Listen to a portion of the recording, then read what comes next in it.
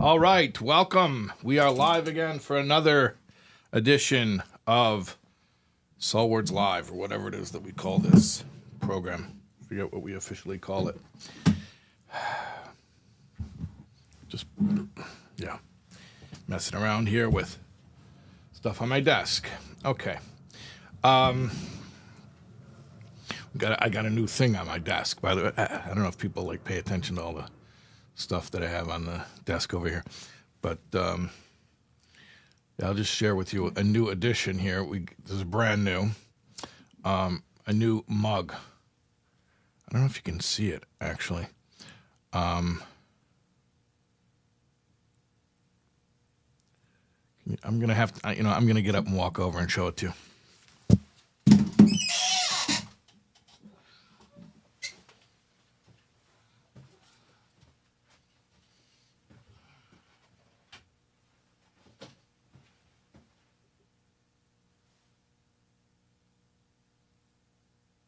Shahako.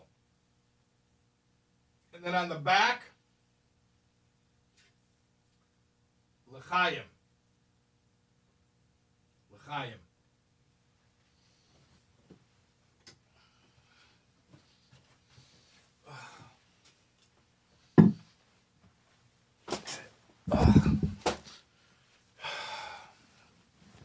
Now I'm back. Okay. So I got my new mug. And as you see on the front, it says Shahako. Shahako means the blessing that we say on a beverage, except for wine. Wine is a different blessing. So Shahako, it's the bracha, that's the blessing you make to thank God for the beverage. Then on the back, L'chaim. L'chaim is a toast. To life, L'chaim. Anyways, I made a blessing Shahako earlier, so I'm not going to make it again now. But L'chaim, you could always say L'chaim. L'chaim. This is Sprite Zero. And tomorrow's a fast day, although we fully expect Mashiach to come and cancel the fast, and we'll all be celebrating, and the fast will turn into a feast. But, I don't know, maybe this shows a lack of faith on my part. I am prepping for the fast. You know that I'm a prepper. I am a prepper, yeah. Not a doomsday prepper, a fast prepper. I'm prepping for the fast. So I'm going to show you about my fast prep. I am a 50-year-old Jewish man. I have to make that noise when I bend over. Okay. I got the big, Gatorade didn't pay me anything. I'm going to block the brand.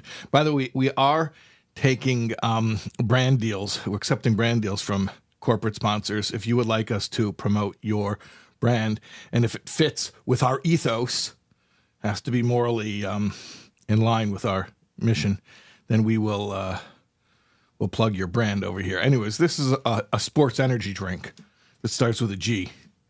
I don't want to say what it's called because they didn't pay me anything. At any rate, but this electrolytes. Okay, so we're going to drink this for the fast, prep up for the fast. Also, I got these little pills. It's called Fast Aid. So these are electrolytes. I guess that's superfluous because I got this big giant Gatorade. These are delayed release pills. You take them the night before and then you coast in with it. This is acetaminophen. Acetaminophen is like Tylenol. And this is caffeine pills. We got caffeine pills. Okay, so that's if you're used to drinking coffee every day like I am, and you don't want to get a caffeine headache, so you do that. Anyways, no free shout-outs, that is right, except for CoalSave. I will mention that I just came from CoalSave, which is the best, cleanest, most organized, economical, friendliest kosher grocery in the world. And I'm just so blessed that I live 5-minute drive away from CoalSave. You think I'm joking I came from CoalSave? I'm not joking. This is not a joke. We're not joking. Look at my CoalSave bag. Now you're going to see the unveiling. Okay, so I'm going to admit to you, I got one bottle of sports energy drink, which shall remain nameless, for prepping for the fast, to be a fast prepper. And then I got another jug of sports energy drink, electrolyte infused sports energy drink, to break the fast. Tomorrow night, Friday night, I'm going to make Kiddush on this. Actually, I shouldn't say that because someone's going to actually follow my lead and make Kiddush Friday night on Gatorade, which you can't do. But right after Kiddush, right after Kiddush and Netilas Yadayim and Hamaitzi, I am going to drink. Oh, you can ask me next week, and you can ask me and find out, and you will find out that the first thing that I imbibe will be this. You can bet your bottom dollar. I'll tell you that. Yeah, I do prepare. Anyways, I bought this all at CoalSave. See the CoalSave bag? Yeah, I love CoalSave. Okay. Yeah, electrolytes. You know, you can't come up with these genius ideas like I do unless you have the electrolytes. You know what the electrolytes are? Those are your ions, your potassium and iron ions. That's what allows the electrical impulses to jump the synapses. So, to come up with such brilliant ideas on the fly, you got to have your electrolytes. Yeah. Anyways, l'chaim, someone's saying in the chat, yes, l'chaim v'levracha. If you would like this, there's only one of these. We will give this. There's only one, so I don't know if it makes it worth less that I drank from it. It makes it worth more that I drank from it. But for a significant donation to SoulWords, if you go to, by the way, if you donate here, it takes me like a month to get the funds because it goes through Google. But if you donate at soulwords.org/donate, then I'll get the money the next day. Is that clickable? Or do I have to write the https://soulwords.org/donate? Kosher greetings from Paris. You didn't say kosher. I added kosher. L'chaim, greetings from Paris. Bonsoir. Good evening. That's it. That's all I know. Comment allez-vous? How's it going? Je m'appelle Shais. My name, I am called Shais. Comment ça va? Ça va bien? There you go. That's French. Okay. How do I pin it? Someone's saying I should pin it. I should pin it. How do you pin it? I don't know how to pin it, and I don't want to waste your guys' time. Hold on. Oh, I just pinned it. Okay. Yeah, I just pinned it. All right, so listen. Here's how it's going to work. Whoever donates the highest dollar amount, not francs, not French francs or Swiss francs, but whoever donates the most U.S. dollars tonight, whatever amount that is, you guys are going to, this is going to be like an auction, except everybody has to pay. You don't just pay if you win the auction. Everyone has to pay. Whatever the biggest donation that comes in tonight is, you're going to get the Shahakel L'chaim cup. We're going to send it to you. Okay. No, hold on. Let me qualify that. If you live in the contiguous 48 states, okay, if you live overseas, so to the person who's saying hi from France, I'm not shipping this to France, okay? But if you live in the contiguous 48, then whoever has the biggest donation tonight, we're going to send you this mug, L'chaim, okay? All right. Now, I want to talk about something that grinds my gears, and that's called cyberbullying. Cyberbullying is a serious problem. How do I know that cyberbullying is a serious problem? Well, I don't want to shock you, dear viewer, but your dear rabbi, talking about me, was the victim of cyberbullying recently. And I want to talk to you about that.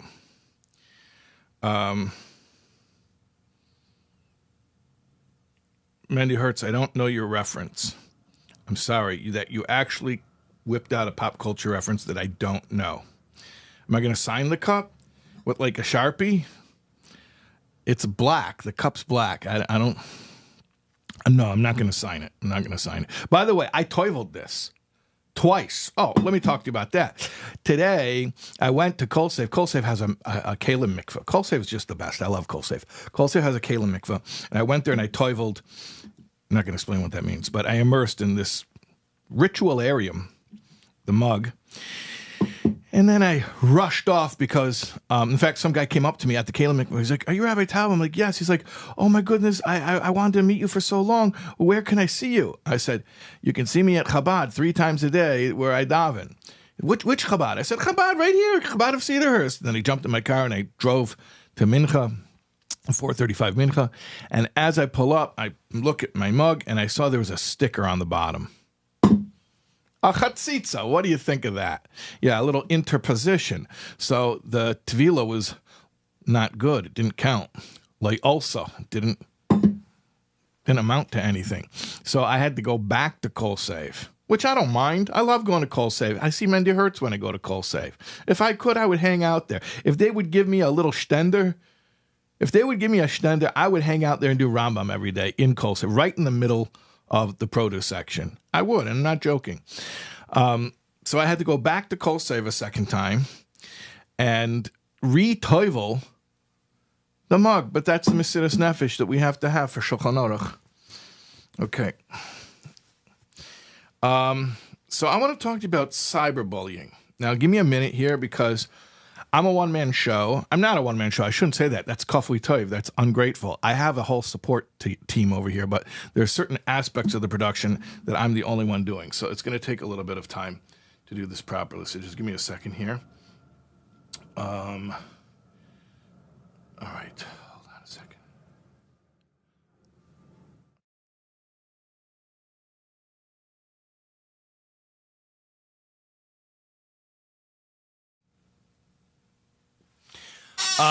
Can you hear me while this...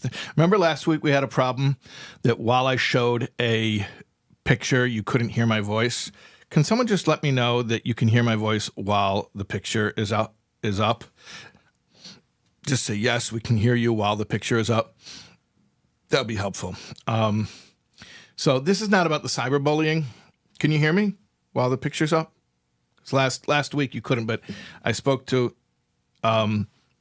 Shammai Chain from 321 Motion, who set up my studio here, and I asked him how to do it. So, what? Yes, you can hear it? Thank you. Okay, Yisrael came in and he said you can hear it. So I just wanted to share with you a mazel tov that we are now at 90,000, we're actually at more than 90,000 followers. They're not called followers, subscribers on YouTube. And I just want to tell you something, that when I get 100,000 subscribers, with Hashem's help, I'll get a silver plaque from YouTube. So could you guys help me out? Just subscribe. Like we say in Chicago, vote early, vote often. Okay? If you have multiple accounts, go ahead and just subscribe from all of them. I'd really appreciate that. That would be awesome. Okay. My French is great. Merci beaucoup. I don't think it's great. I thought the French are like renowned for harassing people for not speaking French properly. By the way, my French is a joke. Like really, literally, the 15 words that I used in French are all the 15. Now, actually, I probably know a little bit more if I like sing Alouette, Jantal Alouette, Alouette, je te plumerai. I'm going to pluck the nightingale. Je te plumerai la tête, right? Okay, so that's a little bit. I could say le quart sans coup, 400 makos. It's not makos from the Gemara. It's a François Truffaut movie. What else can I say? Au bout de souffle. Yeah. Jean-Luc Godard. How's that? Nouvelle Vague. You like it? Okay, that's really the extent of my French. And then yo puedo hablar un poquito español también. Okay. All of your 8 YouTube channels are subscribed. That is awesome. Cyberbullying. Yeah, we're going to talk about the cyberbullying. Okay, fine. Yeah, so that I wanted to share that. 1 second. Media. Wait, how do you do this? So I'm going to go to 10. What's up? Image 20. Okay. Just forgive me here. Okay, I'm back. Just give me a second here.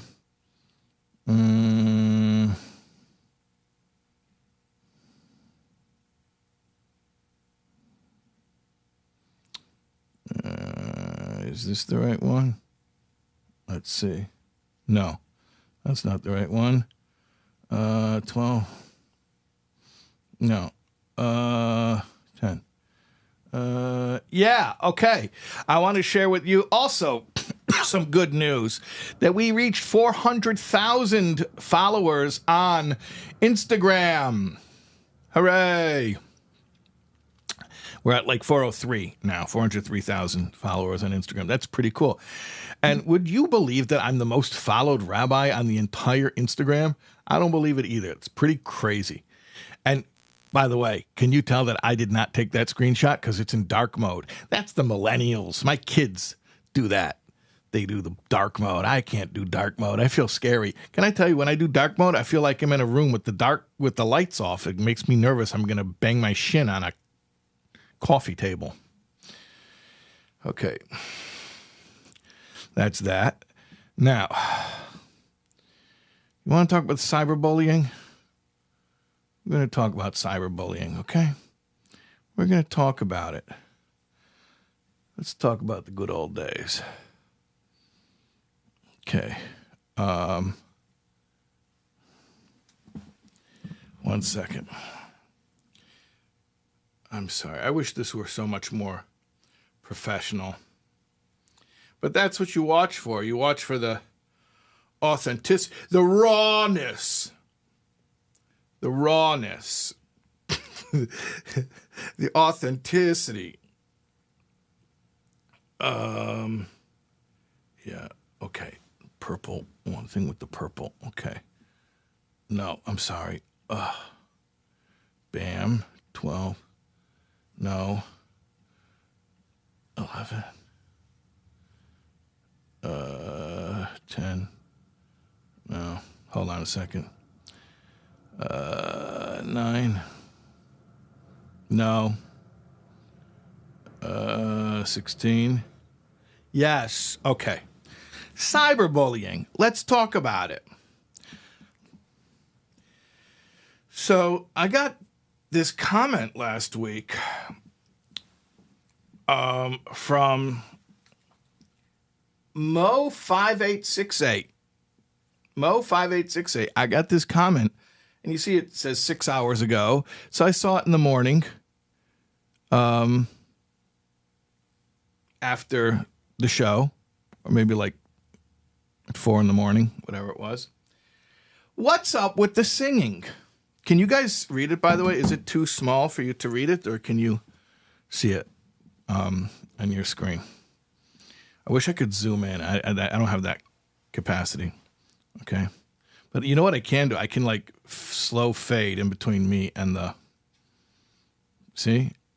Like a ghost. Don't be scared. It's not really a ghost. Okay. So, what's up with the singing? You're a smart guy. You must know it's horrible. I'm genuinely curious. Cracking up emoji. Why not stick to what you're good at? ... That's the most passive-aggressive punctuation because it's more than a period, but it's not quite an ellipsis. It's like I won't even give you the extra dot because I'm like too lazy to do it. I'm just showing you how little I care about you. This guy's a genius of cyberbullying, I tell you. He's got it down to the nuances of the typographical errors. Okay, so how do you guys feel about that cyberbullying? Okay? It's pretty rough. This guy, first of all, he gives me the backhanded compliment. You're a smart guy. You're a smart guy, meaning like he's complimenting me, ki'ilu, as if he's complimenting me, but he's using the compliment to stick the knife and twist it more to say, you should know better. You're a smart guy. You should know better that you're singing is horrible. And he called it horrible. That was the word that he used. He called it horrible. By the way, I have a brand new thesaurus, and it's not very good. Not only is it horrible, it's horrible. It's not a very good thesaurus. That's why I didn't have extra synonyms. Okay. At any rate, let's continue this saga. So this guy writes, "What's up with the singing? It's horrible, blah, blah, blah." So John Huawei, or Huawei, says, "Dude," and I like it that he addressed him as dude, because there's a little bit like, know your place. Sit down, young man. He says, "Dude, if you don't like the singing, maybe the show isn't for you." I agree with that. Rabbi Taub does what he does. I was going to say fans, but I'm not a celebrity. I don't have fans. I love my friends. You guys are my friends. You're all my friends. All right. Rabbi Taub does what he does. And if you can't appreciate him sharing a moment with his son, my son was singing with me last week. And I like that too. He pulled a little bit of the emotional trump card there, like a father and a son singing together. Like, how are you going to put that down? If you can't appreciate him sharing a moment with his son, then stick to what you're good at. Complaining. Stick to what you're good at. Complaining. You heard that? Okay. I thought that was gewaldic. That was gewaldic. Stick to what you're good at. Complaining. Okay. Then it continues. "Look, the singing may not be your jam." I like that. That was colloquial. It was like kind of cool, like jazz cat slang. "The singing may not be your jam, but it's a big part of Jewish culture and Rabbi Taub's style. It's cool to see him share that with his son. If it's not for you, no worries." It's kind of like, no worries, no skin off my back. And that's how you got to treat a cyberbully. You got to show them that you don't care too much. No worries. But it's definitely part of what makes the show unique. I personally look forward, this is from Dallas Smith 195. "I personally look forward to the singing every week. It's a heartwarming experience and the highlight of the show." The highlight of the show. How you like that? Not only is he not upset or turned off, he waits for it. He considers it the highlight, or she, could be she. Okay, now let's go a little bit further because it continues. The saga continues. All right, let's, yeah. Oh, I got it on the first try. Okay, look at this. Now, let's look at this. Look at this. Look at this. Okay. Oh, okay, go to the bottom. Moshe David 8297. I know who that is. That's my son-in-law, and I love him. He's my beloved son-in-law. I love him like a son. And he sticks up for me. And he takes care of me. And he's my right-hand man in building the SoulWords house, which you're all going to see is going to be awesome. God willing, very soon. I'm going to talk about that for a second. Hold on, I'm going to just pull this. Okay. God willing, the next few weeks, we're going to finish construction on the SoulWords house. It's a half a block from the Ihel in Queens. And it's going to be a place where we're going to be able to, first of all, we're going to have a full, proper video studio in the basement. The whole basement is going to be a video production facility. So we'll start doing the live show and all of my shows over there. And we're going to bring out guests, and we're going to do a lot more content, God willing.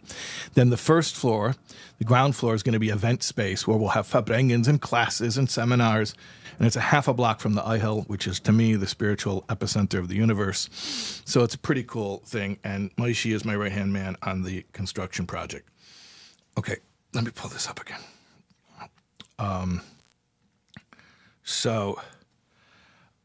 Moshe writes, "Please be more thoughtful with your comments and don't say anything you wouldn't say in person."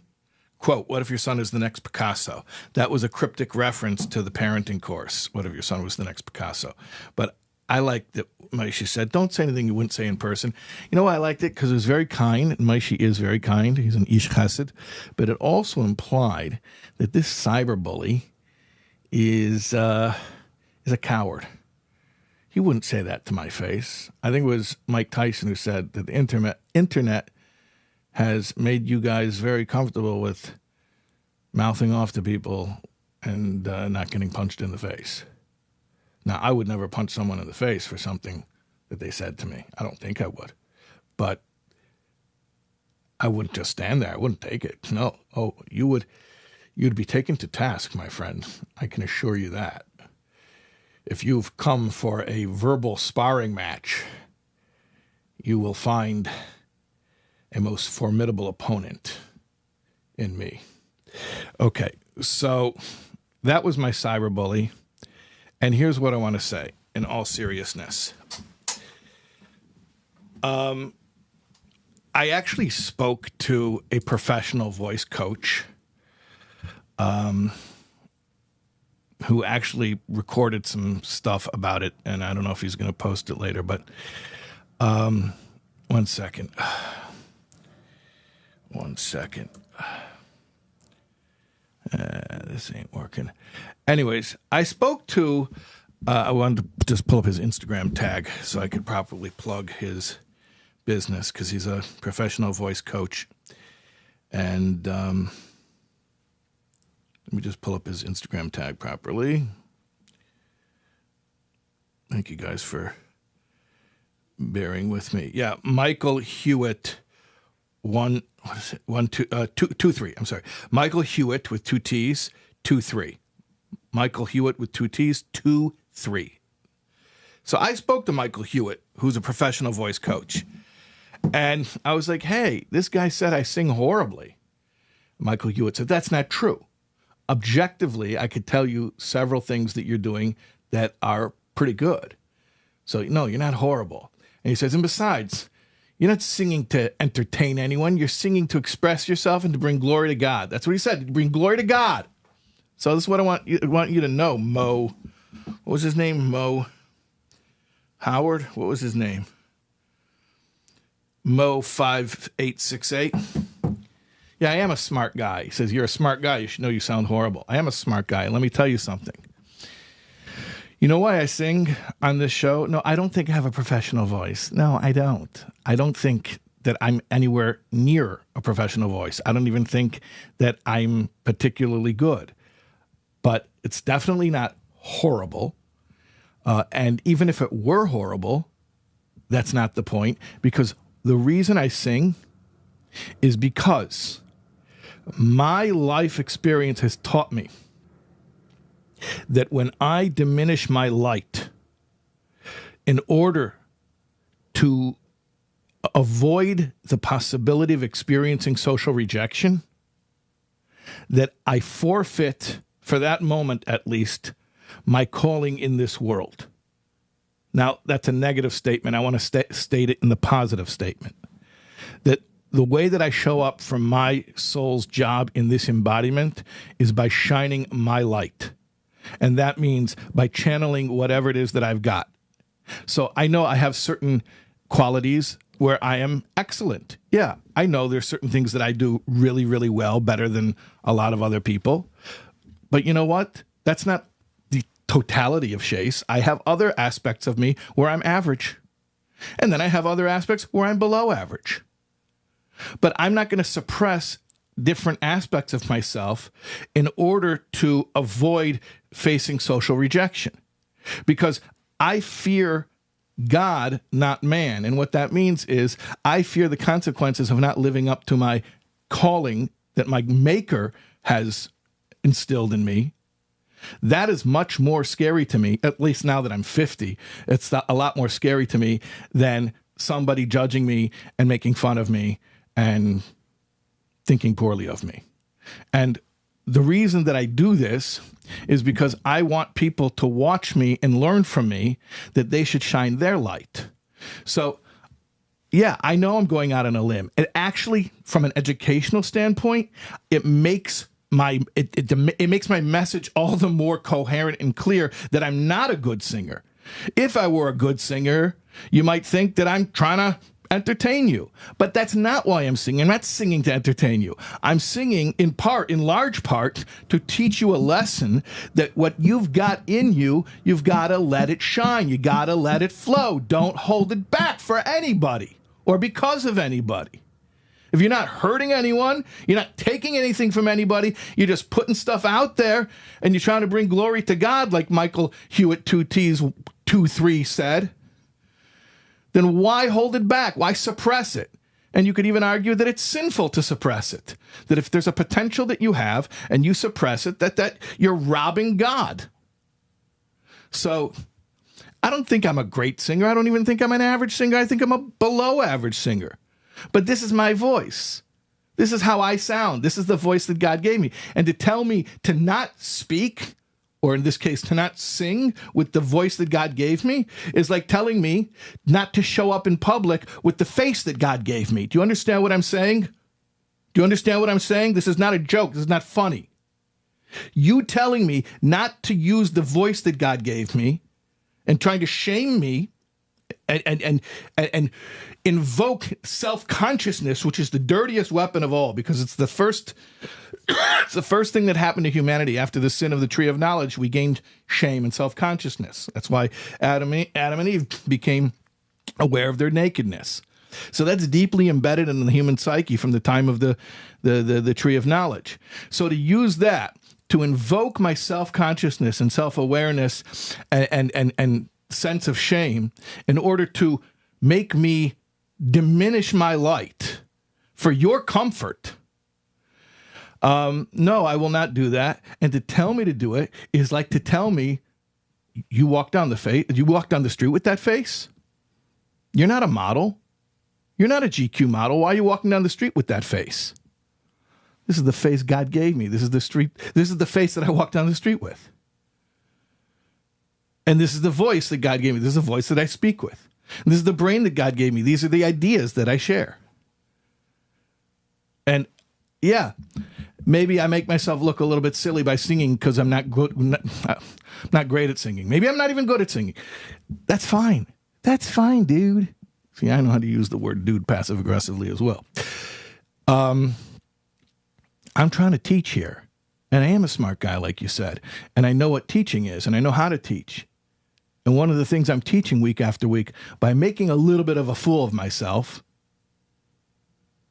and we should mention Yud Shvat is coming, and we're going to learn about Shtus de Kedusha, holy madness, holy silliness.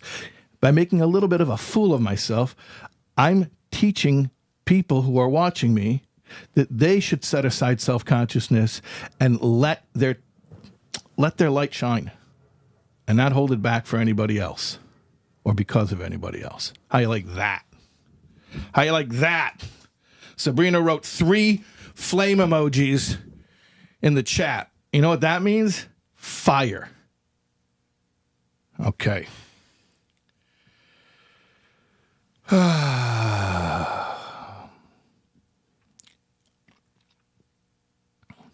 So that's what I got.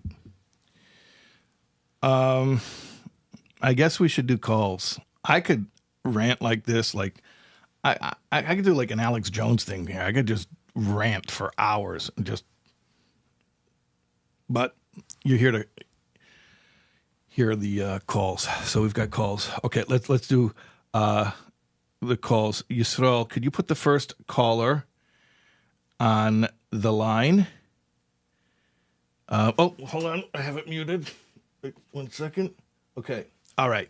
Is the first, Yisrael, who's the first caller?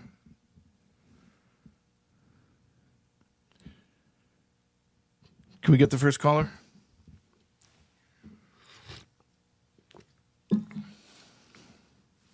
Not hearing anything. Right. The first caller is on. Oh, okay. Hold on. All right. Now I hear it. Fine. Got it. Awesome. Hi there. Hello, good evening. Good evening. Thank you for joining us. So, what's going on? Well, I am learning so much from listening to you right now. It's so topical and true for many of us. As a mom and a teacher, cyberbullying or just bullying and, just in person, it happens so often, but there's so much right there to absorb and understand. I appreciate you talking about that topic, it's a lot. It's heavy stuff. It's painful. No matter how old you are, young children. I teach 4-year-olds, pre-kindergarten, but I myself, I'm 51 years old, and it's words do hurt, whether they're printed or said out loud. That's right. Yeah. I'm sure that you teach the 4-year-olds to use kind words. Yes, we work on that. It's always a work in progress, but every day. And they are little lights. The things that come out of their mouths, it's funny at times, and then other times, oh my goodness. But it's a joy. It's fun. No, so I am. I'm calling to speak with you and ask about the embodiment that really. It has struck me, and I've been thinking about it. The older I get, the more I realize I have so much more to learn still. And in my own personal life with my children as a mom, one of my sons is 20, and I love all my children, but my 20-year-old he was diagnosed with ADHD, and the psychiatrist said, just kind of a comment offhand that, one of you, the parents, either mom or dad probably has it. Yeah, in all likelihood, one of the parents, yeah. Right. Oh, and you were the lucky one? With me. Yeah, it was 50-50. Yes. You were the lucky winner. Yes, my husband looked at me. Yes. What was your diagnosis? Yes, ADHD. I think like the combination. And how recently? You said you're 51 now, so how recently was this? Like that I was diagnosed maybe a year ago or so. Right. So your son got diagnosed at 20 and you got diagnosed at 50. Well, or your son got diagnosed even earlier. He was diagnosed, yes, and I just was not in disbelief, but I think it was during the pandemic. And so, there was a waiting list for psychiatrists and being evaluated. And, my suspicions, my life has been, it's like, if you give a mouse a cookie, I am a walking, talking, thinking, run-on sentence. So I guessed it was me, but I wanted to be sure. But no, you're right, 50-50. No, my husband is steadfast like a rock. And so this is a neurodiverse marriage where you have a neurotypical spouse and a neurodivergent spouse. Yes. Yeah. Yes. And we've been married, over 30 years now, and blessed with 4 children, but it's still something. I hope we're married for 50, for 30 more years. I hope I live to be 100, and that we're married, many, many more years. But in good health, that's a challenge. Yes. And my children, I hope we have many grandchildren, but it's something I deal with every day. And then also the students, it comes up, the students in my class, they're too young, and I do not know. I'm not that type of a professional, of course, to diagnose them, but I wonder sometimes, and, and even previous students, because I've taught also middle school or, other ages, that we as teachers, we're not, of course, to diagnose, but even if the student's not been evaluated, there's just something you just wonder, whether the parents let you know or not. But yes, I'm all over the place. That's your story, by the way, is a very 2025 story. It's in some ways it's very indicative of the zeitgeist it's a sign of the times, meaning to say your son got diagnosed as a teenager. You got diagnosed at 50. But that's a very that's a very common story nowadays. Where I'm 50, so we're Generation X. It's a very interesting demographic. Yeah. And by the way, I think half of my Instagram, you saw that I have 400,000 followers on Instagram. I think 200,000 of those 400,000 are late in life diagnosis Gen Xers who just thought they were weird for a long time and couldn't figure out exactly what it was or what it was called. So in a lot of ways, it's a very common story. And there are just 2 comments I want to make about it. One is that it doesn't change the reality to have this diagnosis, but knowing that it's a real thing and understanding what it is gives you some just new ways of approaching it. It doesn't change the reality. The reality was even before you had the diagnosis, but now you're able to sort of navigate it better. And then the other comment I wanted to make is, isn't it amazing that your son is able to find this stuff out at such a young age, before marriage, for instance? Like, it sounds like you and your husband are happily married. It sounds, I feel that energy, but you know, there certainly are stressors in a neurodiverse couple where you're speaking two different languages and you're running on two different rhythms. And imagine if you had had the information 30 years ago before you got married, it would have probably made things even smoother. At any rate, those are the two comments I wanted to make. So what did you want to talk to me about regarding this? I guess I worry, or I feel guilty. Well, I feel guilty as a mom, as a mother, that I feel like, I'm the reason my son has to deal with this and live with it. And then I do feel guilty as a wife, and even, guilty sometimes, and then not to sound totally crazy, but blessed. I do not think this is a superpower. I know some people say it's quirky, but that's who I am. And I do feel very fortunate where I am teaching now. My director, she's a kind woman. This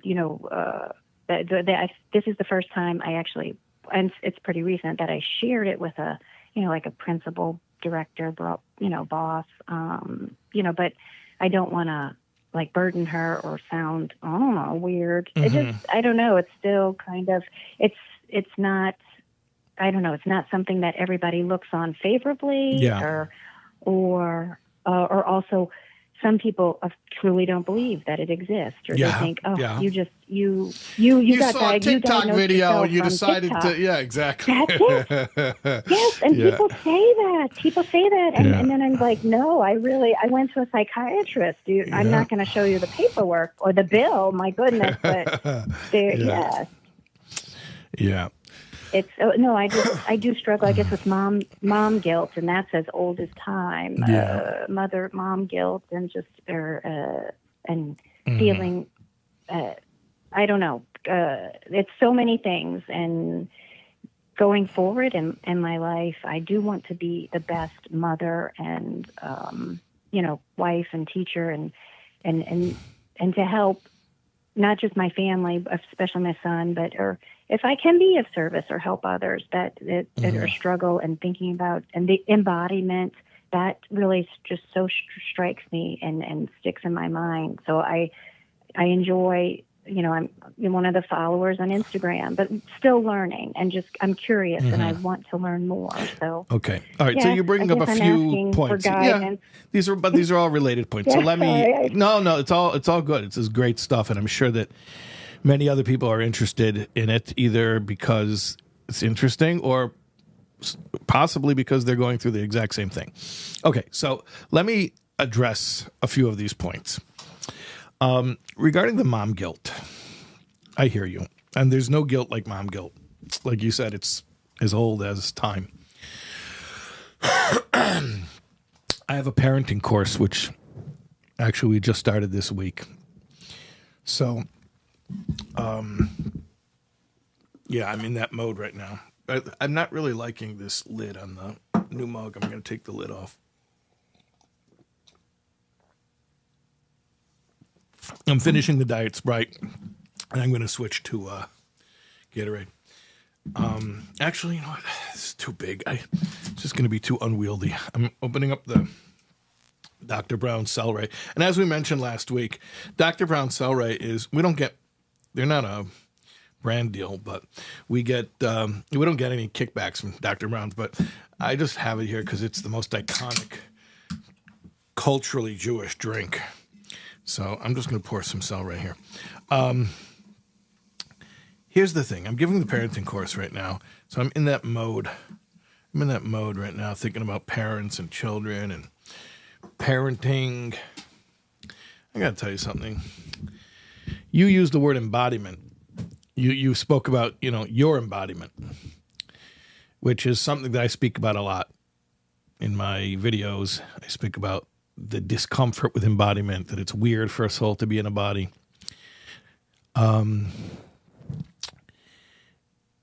So you're not the only embodied soul. Your child is also an embodied soul.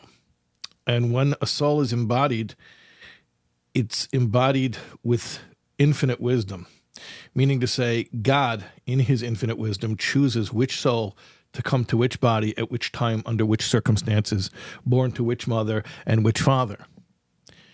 So you could look at this from a completely secular, materialist, reductionist view where your son has ADHD because he inherited it from you, or you could look at this in a spiritual way and say, God knows what he's doing, and he wanted your son's soul to come to the world in this place at this time, to grow up in this family, to be raised by this mother.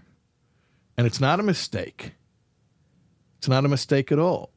This is what your son's soul needs.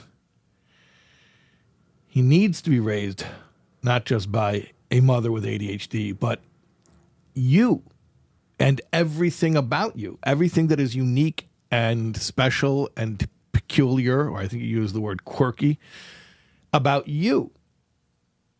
Not someone similar to you, but you, exactly you, precisely you, and none other. And so there can be no guilt about this whatsoever. God's timing and decision-making and judgment is impeccable. There's no reason for guilt. Now, the other thing I'll address, because you brought it up, was how to communicate this with other people. You mentioned how people are not necessarily always so understanding. So here's what I want to put out there for you and anyone else listening for whom this might apply, and that is one of the greatest tools in the world, just such an awesome tool, is self-advocating. Self-advocating. Self-advocating means to know what your limitations are, to know what your needs are, and to honestly and fairly communicate with other people about them so that they can have realistic expectations of what it's going to be like to deal with you. So, for instance, I'll give you an example of self-advocating. I do not have an ADHD diagnosis, but what I can tell you is, one of the things they say about people with ADHD, there's two times. There's now and there's not now. When somebody asks me for an appointment, I tell them, I don't do appointments. You want an appointment? Call my daughter Tybal. She runs my office. Make an appointment with me. I don't do appointments. There's now and there's not now. Did I pick up the phone? I'm talking to you. If I can't talk to you, I'm not picking up the phone, right? There's now and there's not now.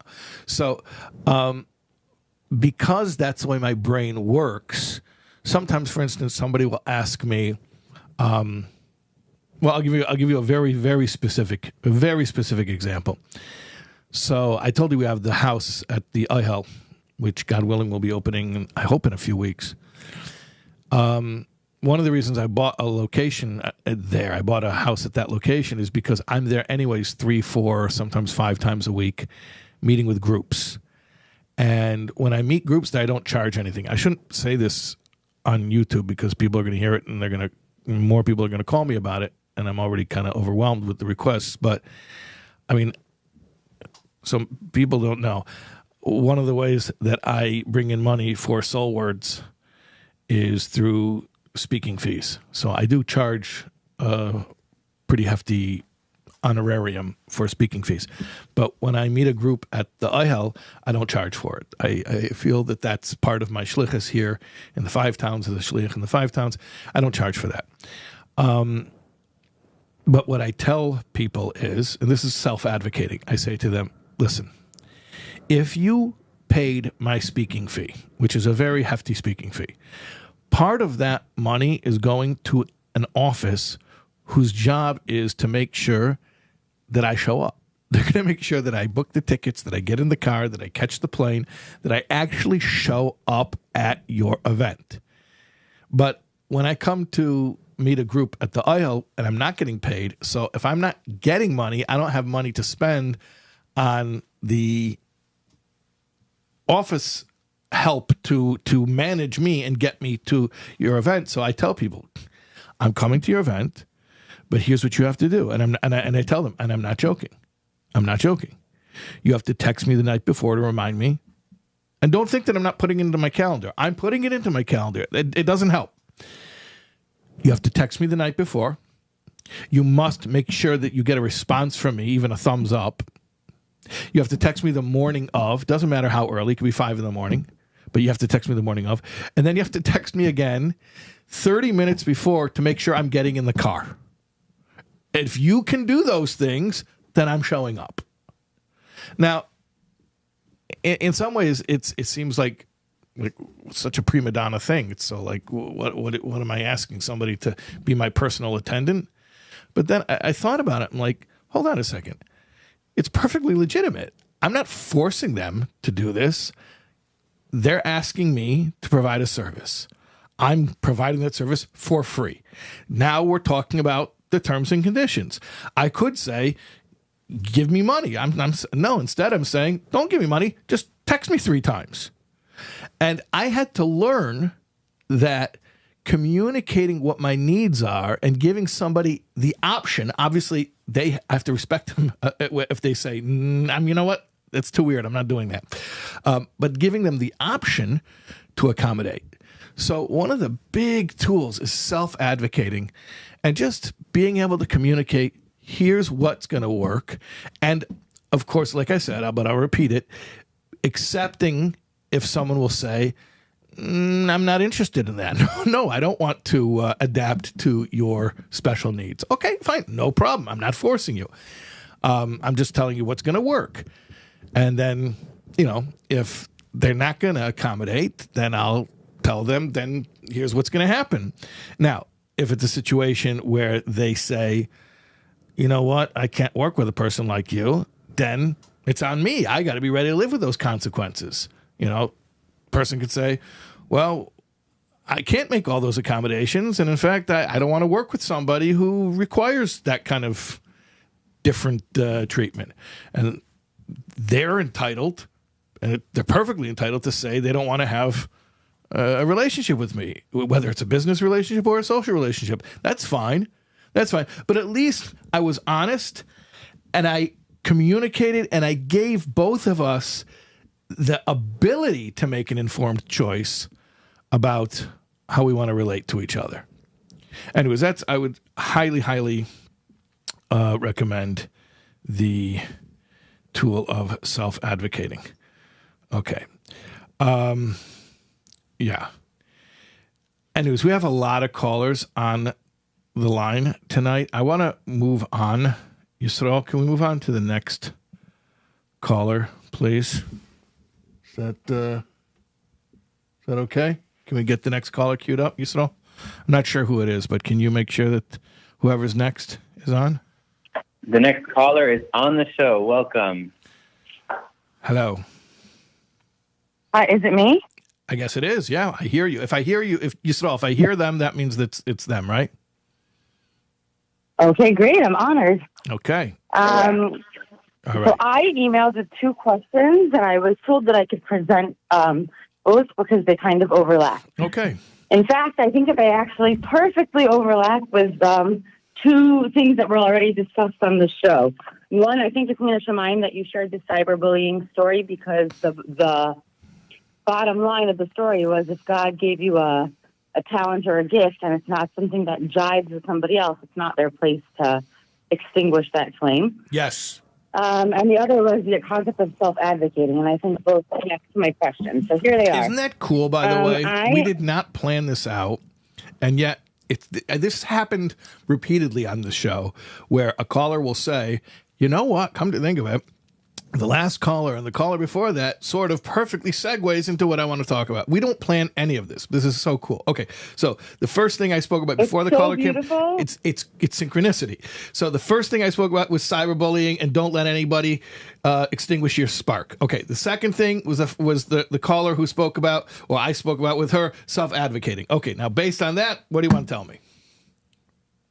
Okay, so it has nothing to do with cyberbullying per se. Okay. But I'm a young mother of several kids who all have different, I would say, I don't want to even say diagnoses, although that's probably true. Not like it is true.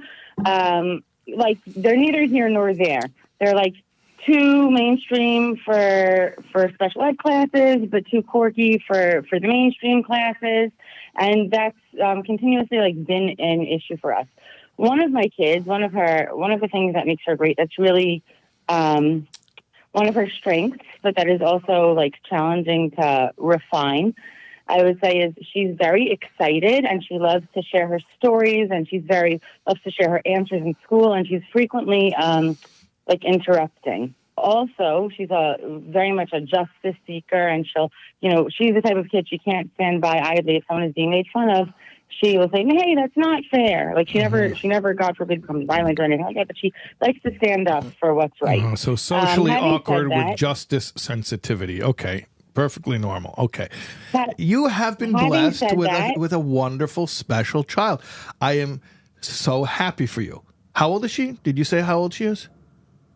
This particular daughter is 6. But my question is, in her really something I've admired in her since she was able to speak, which was very young, was her ability to say not only the truth, but also to be so outgoing and to outspoken and to walk over at the bagel store and order for herself. Yeah.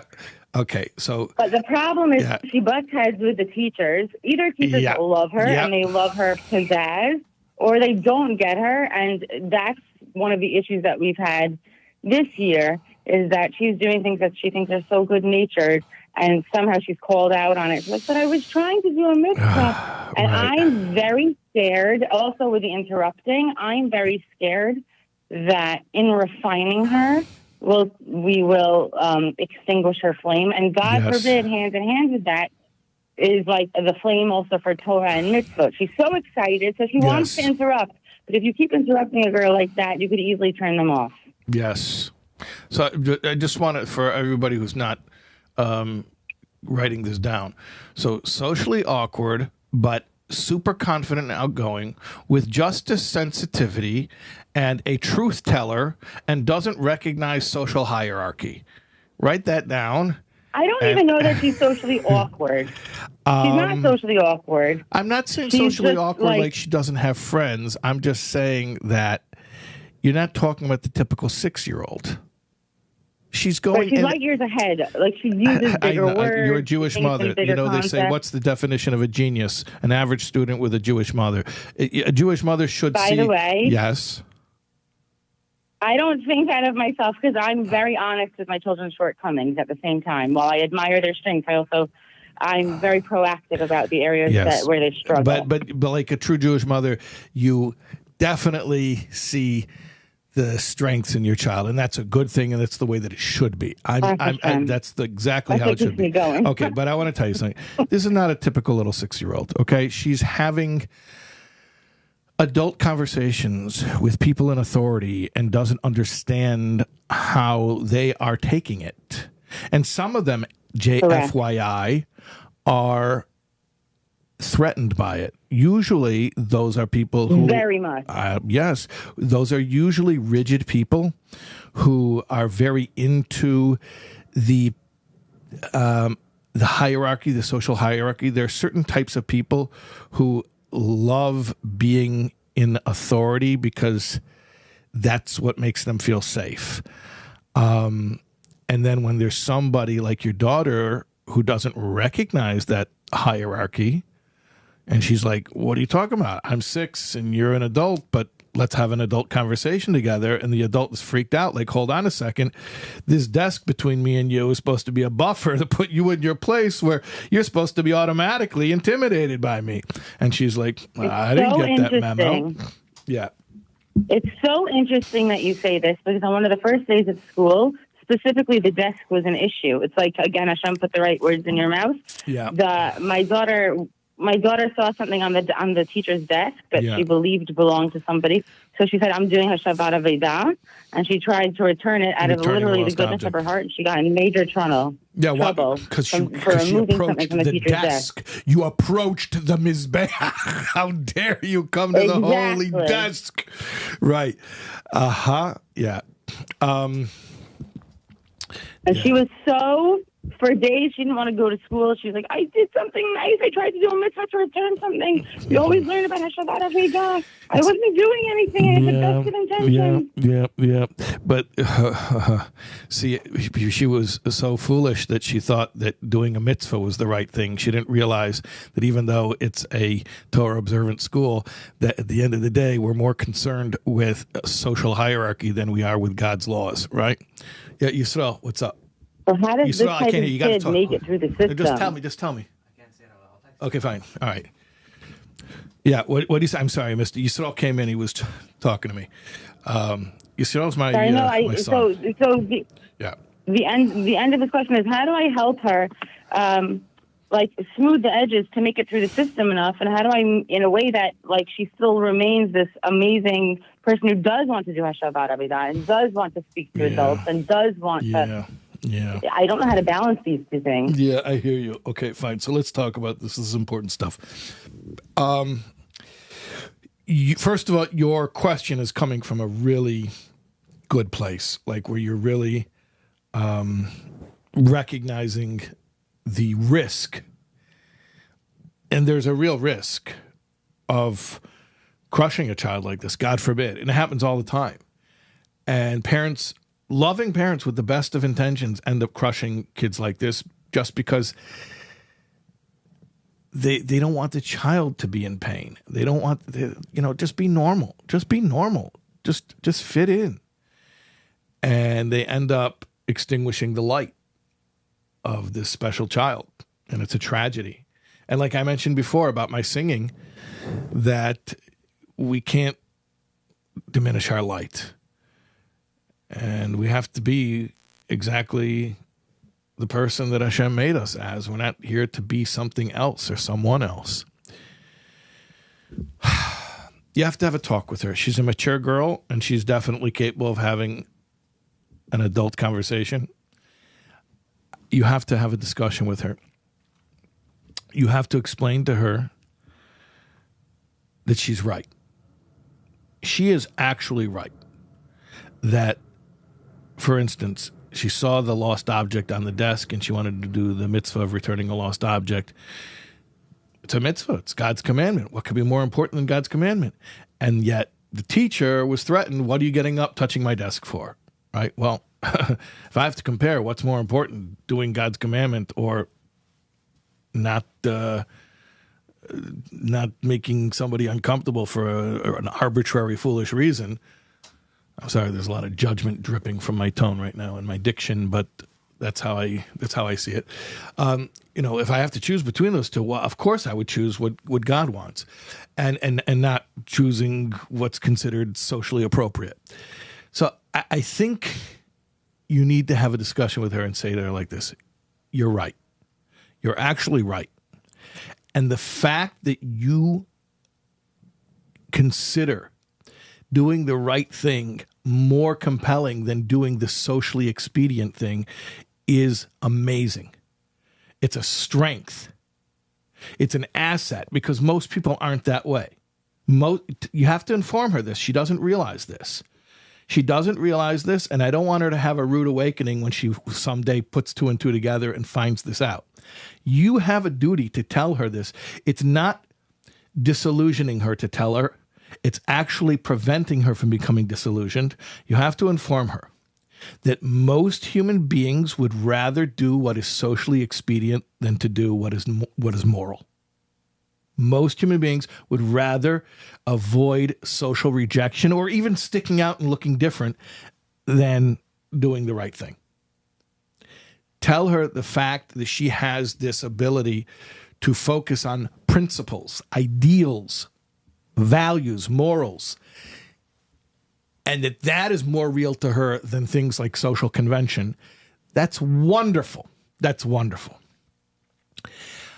However, explain to her that you're dealing with people and you can't overwhelm them. You can't blow their circuits.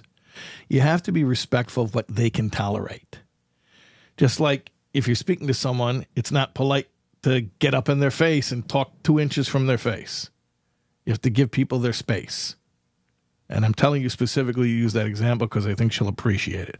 Something gives me a hunch with all the other qualities you listed that she also has certain sensory sensitivities. So I think she'll definitely understand this example that, you don't get up in someone's face. It's invasive.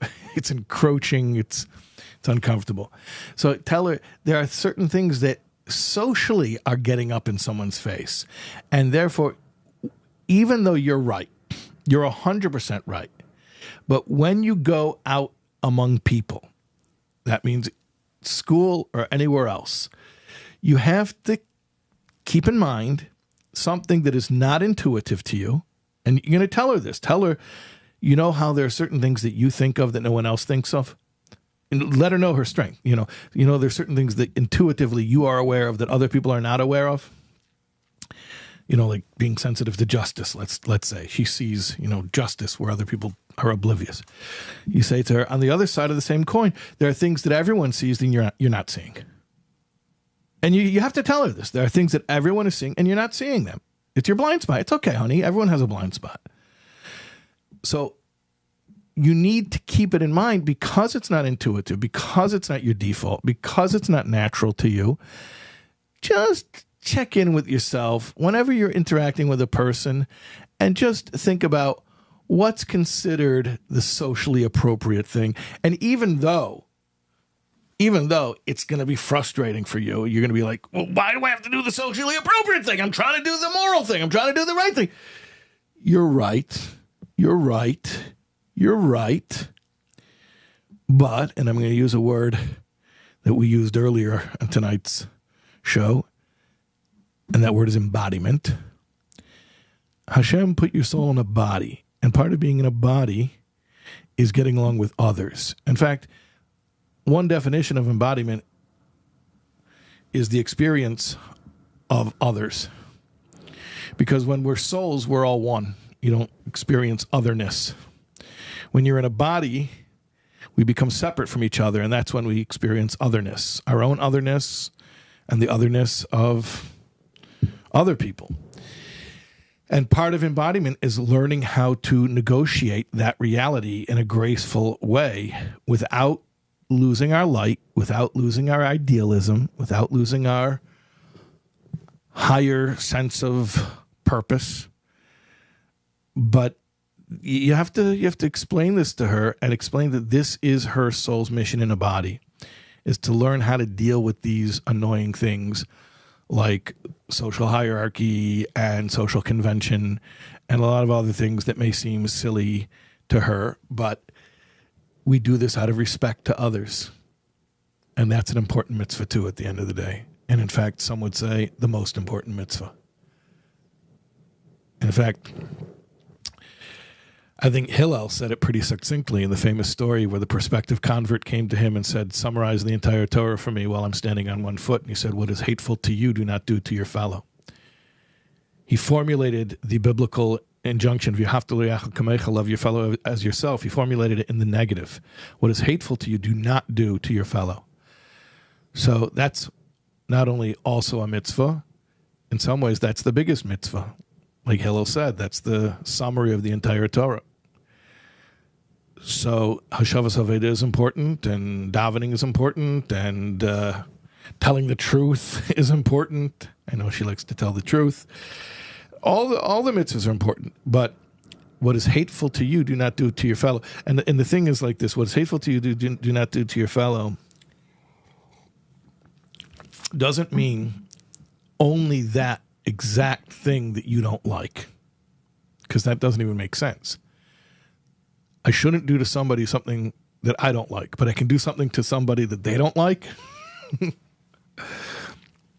What it means is not the exact same thing, but the exact same effect. So things that make me uncomfortable may be different than the things that make you uncomfortable. But just like I don't want you to do things that make me uncomfortable, I shouldn't do things to you that make you uncomfortable.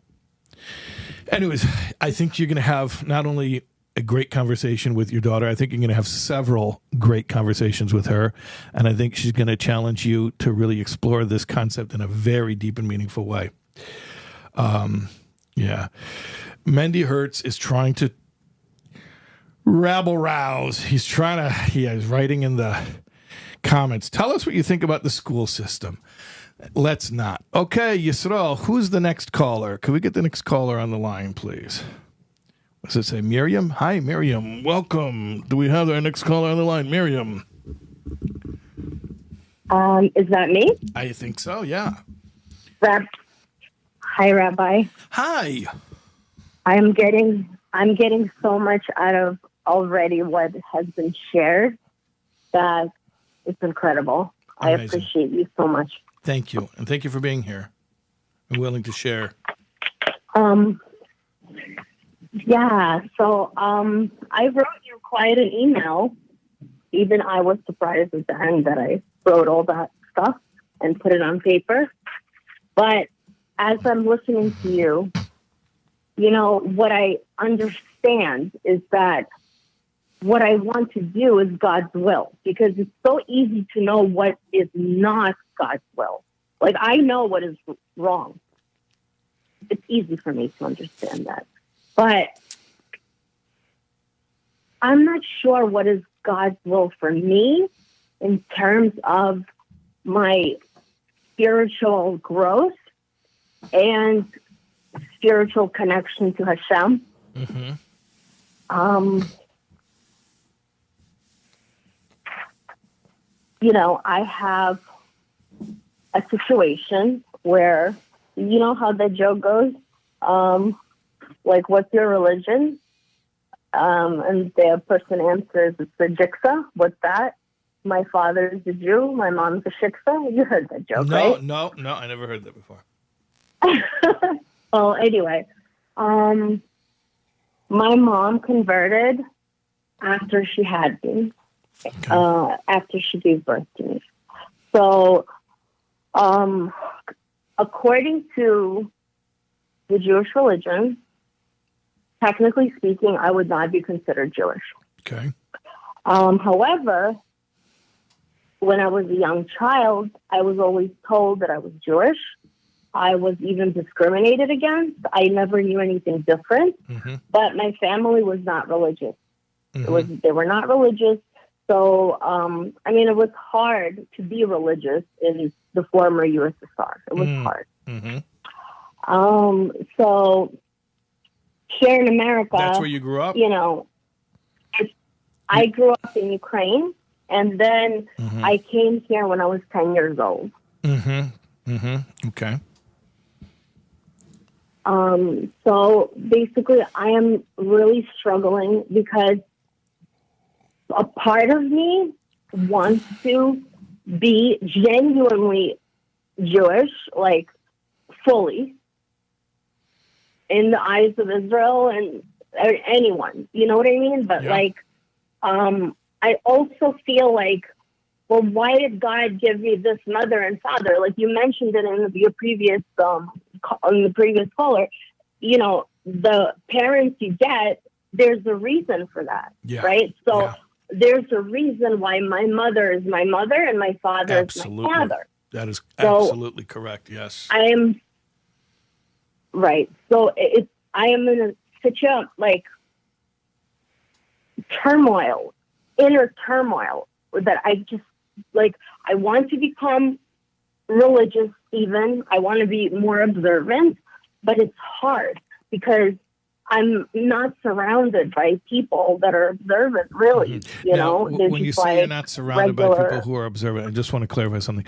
Do you live near a Jewish community, an observant Jewish community? Well, I mean, there are like people here and there, but in like as a whole, no, I'm not near. Like there are synagogues here, of course, but I wouldn't say it's a huge community. And the people that are here they're not like very religious. Mm-hmm. Does it exist? I mean, of course. No, because I'm just trying to clarify I think that if you want say that you're not surrounded by observant Jews, that can mean two different things. That can mean that it could mean that you are, let's say, someone who was just speaking to me today who told me that she has to drive 7 hours to get to synagogue for the holiday services.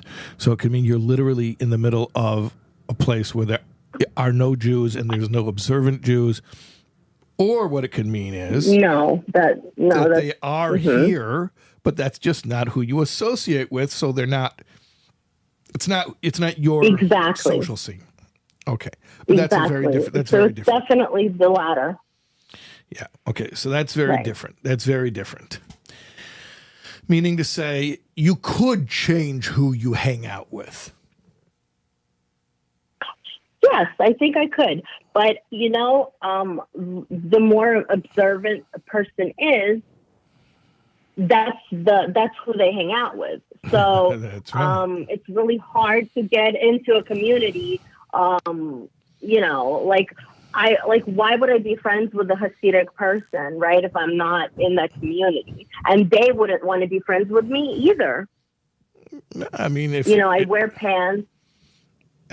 I'm not going to ask you because we're on YouTube, so I don't know how how much personal details you want to give. But I'm tempted to ask you where you live. You know what?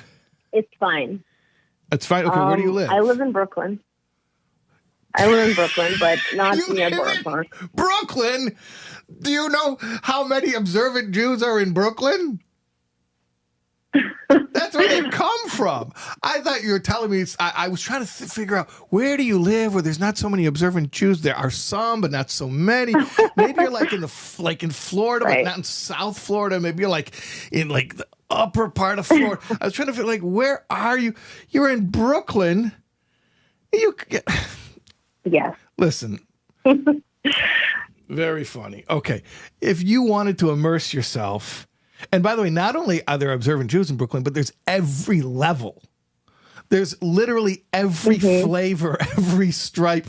You could easily find a community where you could start hanging out and surrounding yourself with very like-minded people who would be open to you and finding out if you're really meant to take this journey to proper halachic conversion, which is clearly something you're considering. And I think that you owe it to yourself to find out one way or another whether that's the direction you need to go. Well, so what you're saying is you're suggesting to immerse myself within a community to better understand if I want to do this? Yeah. But I want to know, I don't want my will. I don't want what I want. Admirable. I want what God wants. Very admirable. Very admirable. And I can't tell. I don't know. I just don't know. Because, like I said, with parents that I have, there's a reason, right, why I'm associating with these people. Yes. And from my beginning to where I am now, I came so far in so many respects, but this thing has been lingering in my head and in my heart, and it never goes away. To the point where when I was younger, I would avoid, it's so embarrassing to say, but I would avoid having a Jewish boyfriend because I wouldn't want them, I knew that they shouldn't marry me. Oh my goodness. I was taking responsibility for That's incredibly sensitive. Soul. I mean, my goodness. That's incredibly sensitive. I'm blown away by that. I've never heard such a thing. That's amazing. That's amazing. You clearly have a deep sensitivity toward Judaism. Whether or not you're meant to become Jewish is another question, but you clearly have a deep sensitivity to it. Yes, that's true. And I love Judaism, but I feel Jewish. You know what I mean? I don't feel not Jewish. Oh, yeah. If that makes any sense. Yeah, it makes sense. And that's why a convert in Judaism is called ger shenizgayer. A ger means a stranger. But there are two ways of looking at it. You could call them a stranger because they're from another community and they come to our community. So, howdy, stranger. Mm-hmm. Or a deeper explanation is they are a stranger until they come to the Jewish community, meaning to say they live their lives feeling not really at peace, like they're not where they need to be until they come to Judaism. So they're a stranger in their previous life, and then they become reunited with their true self when they come to Judaism. And that's also why the term Gershon is Gayer, a convert who converts. We don't use the term a non-Jew who becomes Jewish.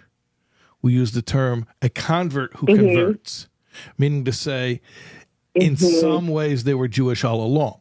Now, halachically, according to Jewish law, they're not Jewish yet, but mystically speaking, there's something about their spirituality that's pulling them almost in a way they cannot avoid to become Jewish.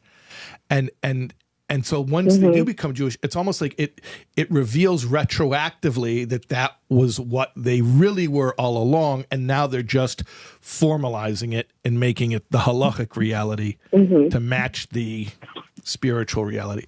That's why I generally tell people who are interested in conversion, like, if you're interested in conversion because you find Judaism inspiring, don't pursue it. Don't pursue it, because Judaism is inspiring and it's interesting and it's thought-provoking, but you can enjoy all of that without becoming Jewish. But if you feel, I agree with you. If you feel inexplicably unsettled, like you just can't feel comfortable with yourself and you don't know why, but something tells you it's because you need to be Jewish, then there's something to look into. Because if somebody can be settled and normal and comfortable without becoming Jewish, then by all means, please continue serving God as a non-Jew. You can serve God as a non-Jew, and there's no reason to become Jewish and have to serve God through the Jewish obligations. But if somebody feels literally, like I said, a ger means a stranger, if they feel estranged from themselves and they need to become Jewish in order not to become something that they're not, but rather to become what they really are, then there's something very serious to consider. And of course, the fear is, like, if I do take the plunge, let's say, right? The fear is always like, can I do this? Because I want to do it the right way, and I don't have experience. Oh, you're in luck. God just sent you an angel. Jackie is writing in the chat. No, I'm serious. A real angel. Jackie's writing in the chat. So Jackie is an old friend of our family. We go back. We go way back. And she just wrote in the chat, Rabbi Taub, feel free to give this woman my email address. You've known me since before I was Jewish, and I'd be happy to help her. Okay, she's an incredible person, and she knows exactly what this journey is, and she just offered right here on the chat to be in touch with you. So I think that will be a great shidduch, a great match. We'll put you in touch with her, and you'll be in good hands.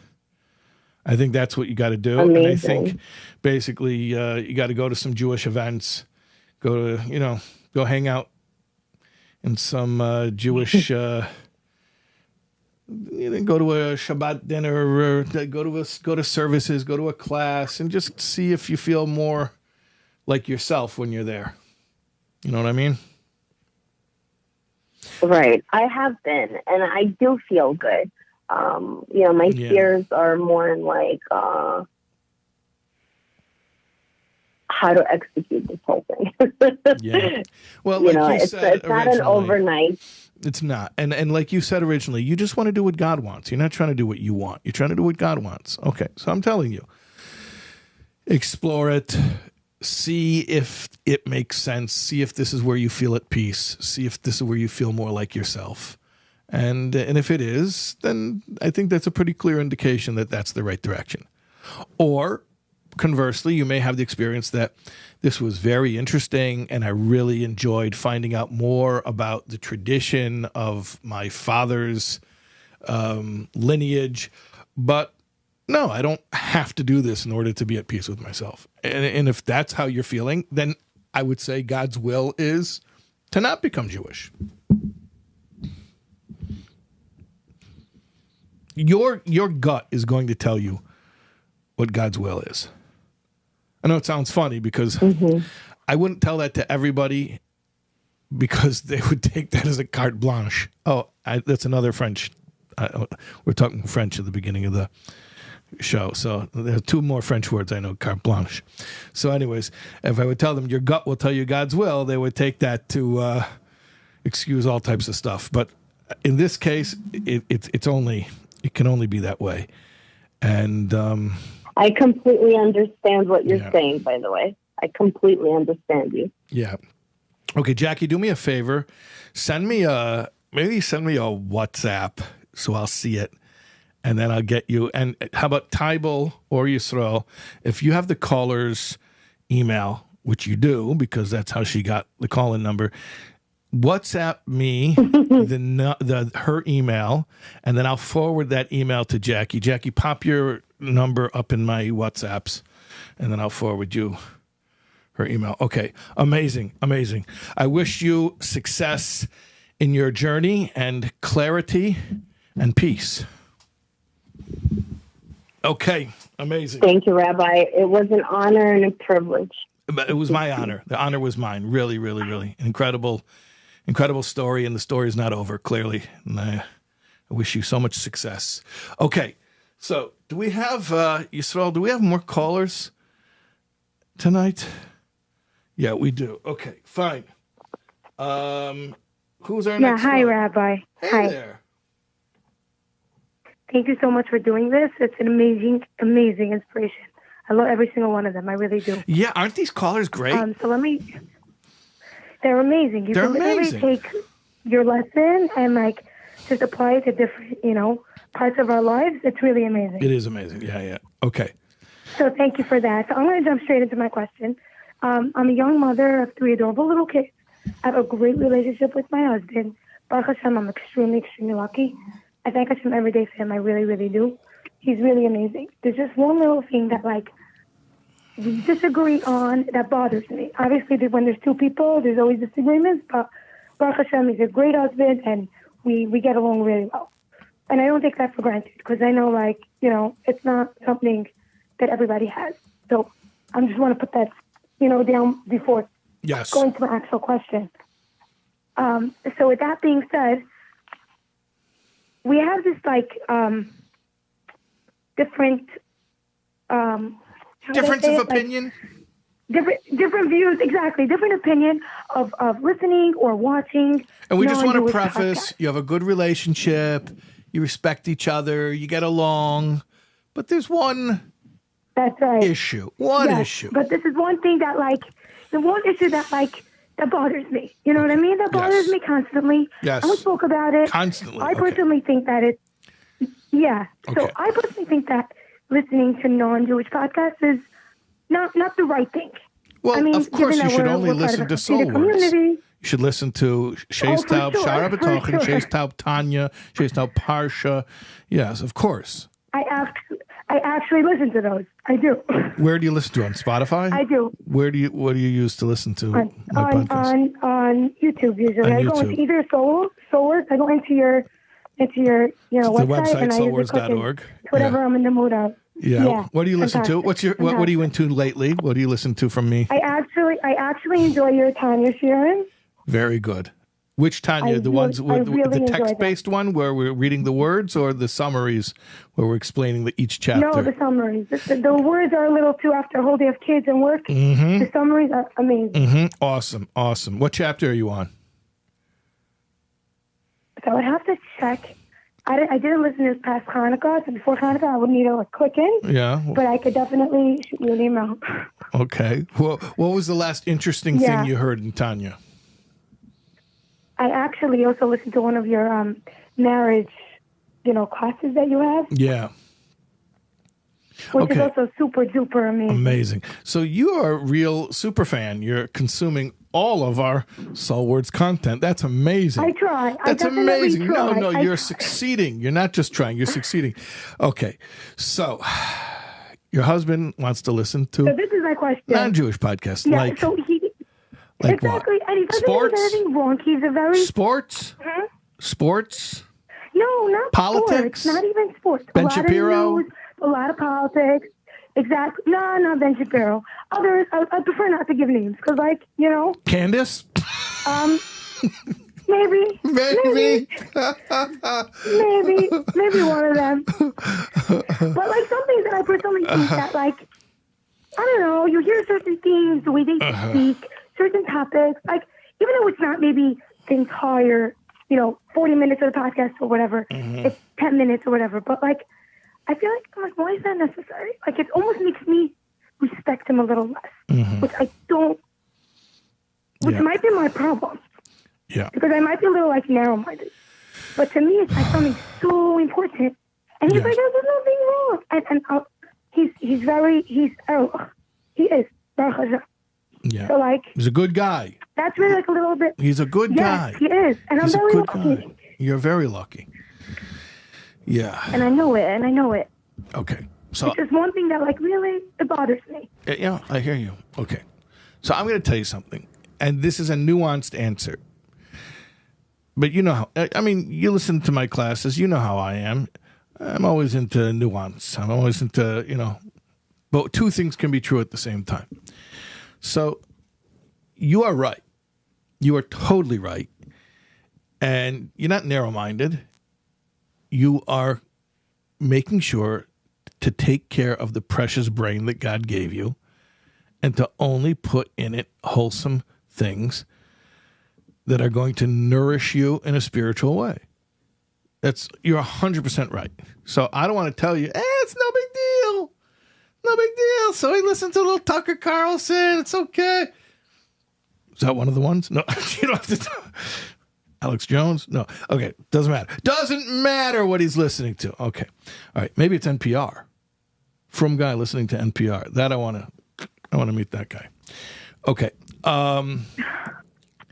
It doesn't matter. It's okay.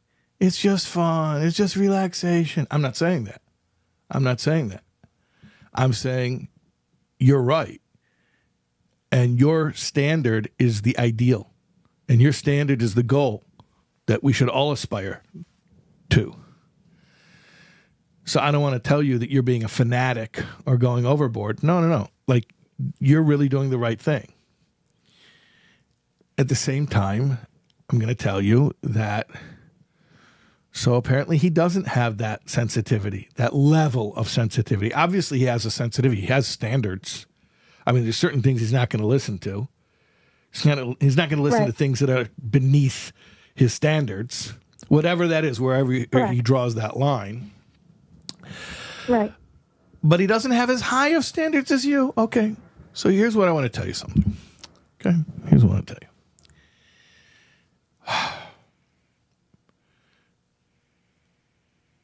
Ezu isha kshera ha'oiser tzayin baila. This is what Chazal tell us. Who is an isha kshera? Who is a proper wife? Ha'oiser tzayin baila. Now you could translate that. Normally the translation is the one who does her husband's will. Oisa, she does her husband's will. However, there's a deeper way of translating it. Ha'oisa, the verb la'asois, that's the infinitive, can mean to do, but it can also mean to make. Like we say, Oiseh Shalom b'Imraimov, Hashem makes peace in his heights. Hu Yaseh Shalom Aleinu, he should make peace among us. So Oiseh can also mean she makes. So Ezu Isha Kshedo, who is a proper woman, Ha'oiseh Ritzein Baila, the one who makes her husband's will. What does it mean she makes her husband's will? It means, you listen to my marriage thing? So a couple of them, yeah. Couple of them. So did you hear me talking about the provider and the recipient? Yeah. Mashpia Makabel stuff, provider and recipient. And the relationship of like the 6 work days and Shabbos. Shabbos is the feminine, the queen. She receives the work that was done from the 6 days. She becomes pregnant with it and gives birth to something on an even higher level. Okay. Yes. Yes, Right. I listened to that one, yes. Great. So I want to tell you something that I didn't talk about over there, but you know how the spheroids work. You have Chochma Bina Das, the intellectual spheres, and you have Chagas, the Chesed Gvurei Tiferes, Netzach Hod Yesod, and then at the bottom you have Malchus.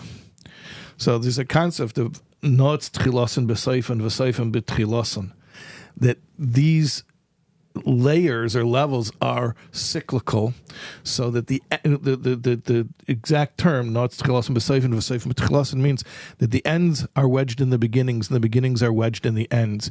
It's a cyclical, comes full circle. So Malchus, which is the feminine aspect, actually comes back and is the highest of the spheroids, higher than Chochmah.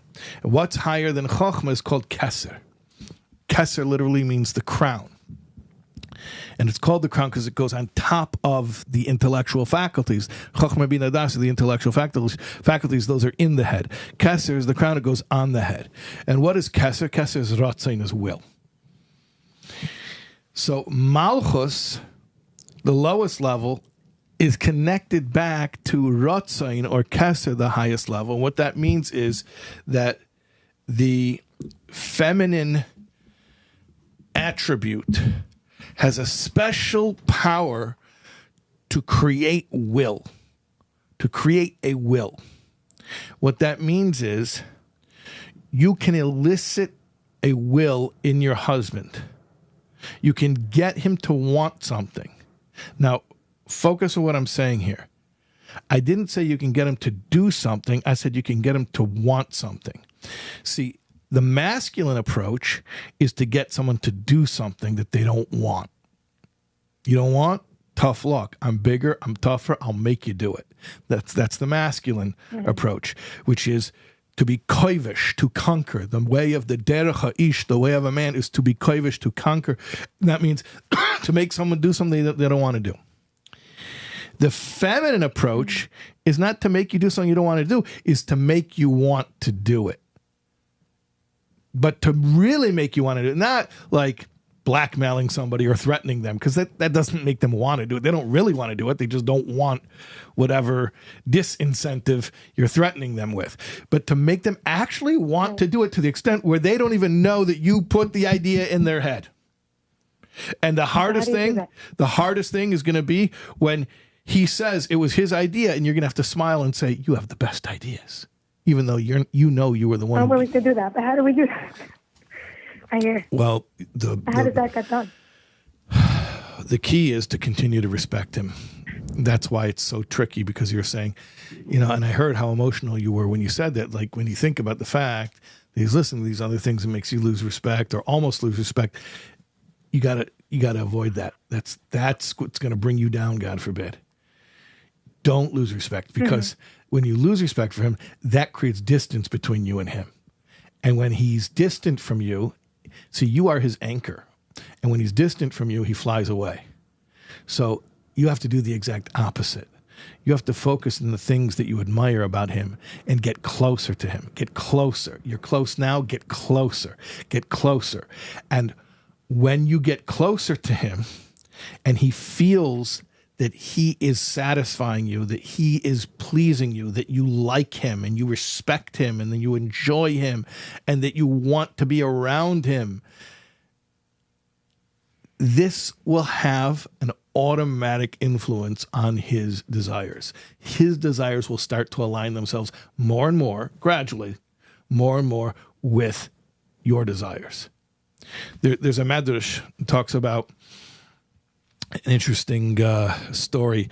It said that there was a Rasha and a Marshas and a Kosher and a Kshera. That means a wicked man and a wicked woman, and they were married. And there was a proper man and a proper woman, and they were married. And for whatever reason, both couples ended up getting divorced, and they ended up marrying each other. So the Rasha married the Keshera, and the Kosher married. And what happened? I don't know how long it took, but by the end of the whole story, the proper man became wicked, and the wicked man became proper, because, says the Medrash, Hakoil hoilech achar ha'isha. Everything goes according to the woman. Now you're going to say, but I know so many good women whose husbands are bums. Okay, that's because they're not deeply connected to them. So the trick is to continue being the righteous woman that you are and only listening to Shais Taub podcasts. And at the same time, thank you for laughing at that. I'm glad that you knew that was a joke, but it was only half a joke. The other half was dead serious. To continue with your lofty spiritual... I know you do. I know you do. Okay. The trick is, listen to me, to continue with your lofty principles, and at the same time, not only continue, but double down and triple down in your closeness with him. He's going to end up being more and more like you. That's just how it works. Mm-hmm. That's just how it works. You're the woman. He's going to end up gravitating more and more toward your values. Not because you preach to him. Mm-hmm. No, you're not going to preach to him.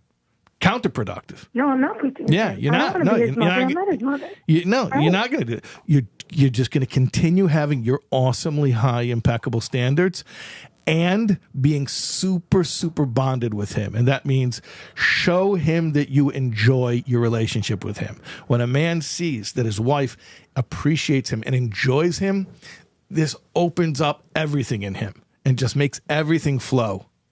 And that's where your power is. Mm-hmm. That's amazing. Well, okay. Not an answer I was expecting, but I really appreciate it. I thought it was pretty predictable. See, it's so funny. I always think nobody needs to hear this from me. It's so like when I used to write the Ami column, I was like, why am I even writing this? Like, everybody knows this is what I'm going to say. And then people would come up to me. I never thought anyone would say. So, okay, I'm glad it was surprising to you. All right. Now you got to go do it. Yeah, we missed the Ami column, but you brought it up, Yeah, I brought it up the other. Yeah, it's so hard for me. It's so hard. The other class, I know, but we understand. I definitely. But once a week, I get on the phone and I talk with people. This I could handle. This and also you see, it's different here because I get to crack jokes. Like the Amicom is so serious. I have to there's a certain tone. You know, I'm like in my rabbinic tone. I'm being so serious. Over here, I get to make my jokes and I got my Gatorade and I'm like much more relaxed. My shahakal mug. Yeah, my shahakal mug. We don't know who won. By the way, we just want to repeat that whoever gives the biggest donation to SoulWords, the comment is pinned in the chat, soulwords.org/donate. Whoever gives the biggest donation tonight, who lives in the United States, is going to win the shahakal mug. Okay.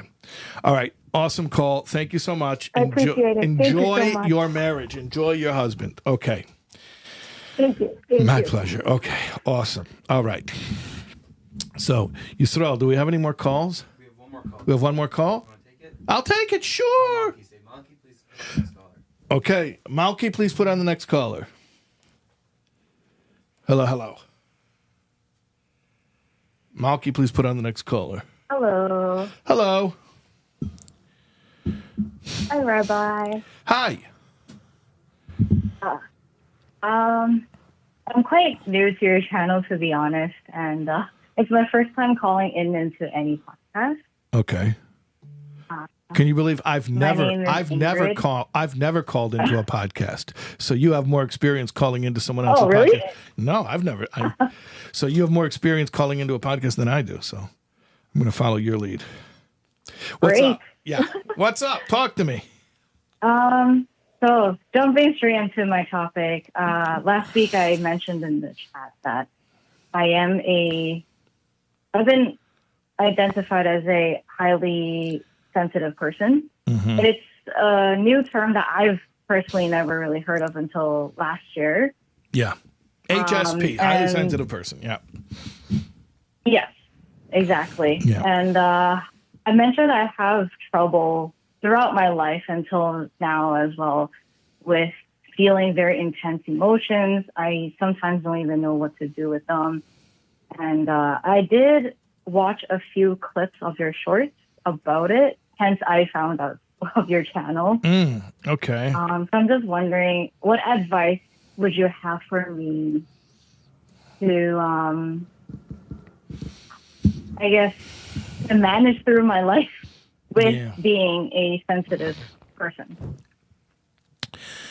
Well, first of all, to continue doing what you started doing, which was educating yourself. That's how you found my channel. You were looking for information about this.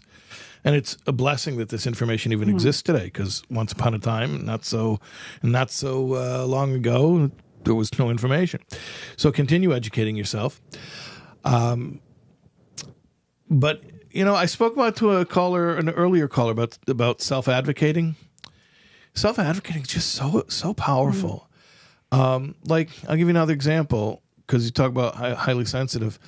You know, like, let's say, I don't know if this is a particular issue that you have, but like, you ever feel like a social outing is just overwhelming? Not for any particular reason, just like your social battery gets drained, and it's like you just need to go be back by yourself in your fortress of solitude.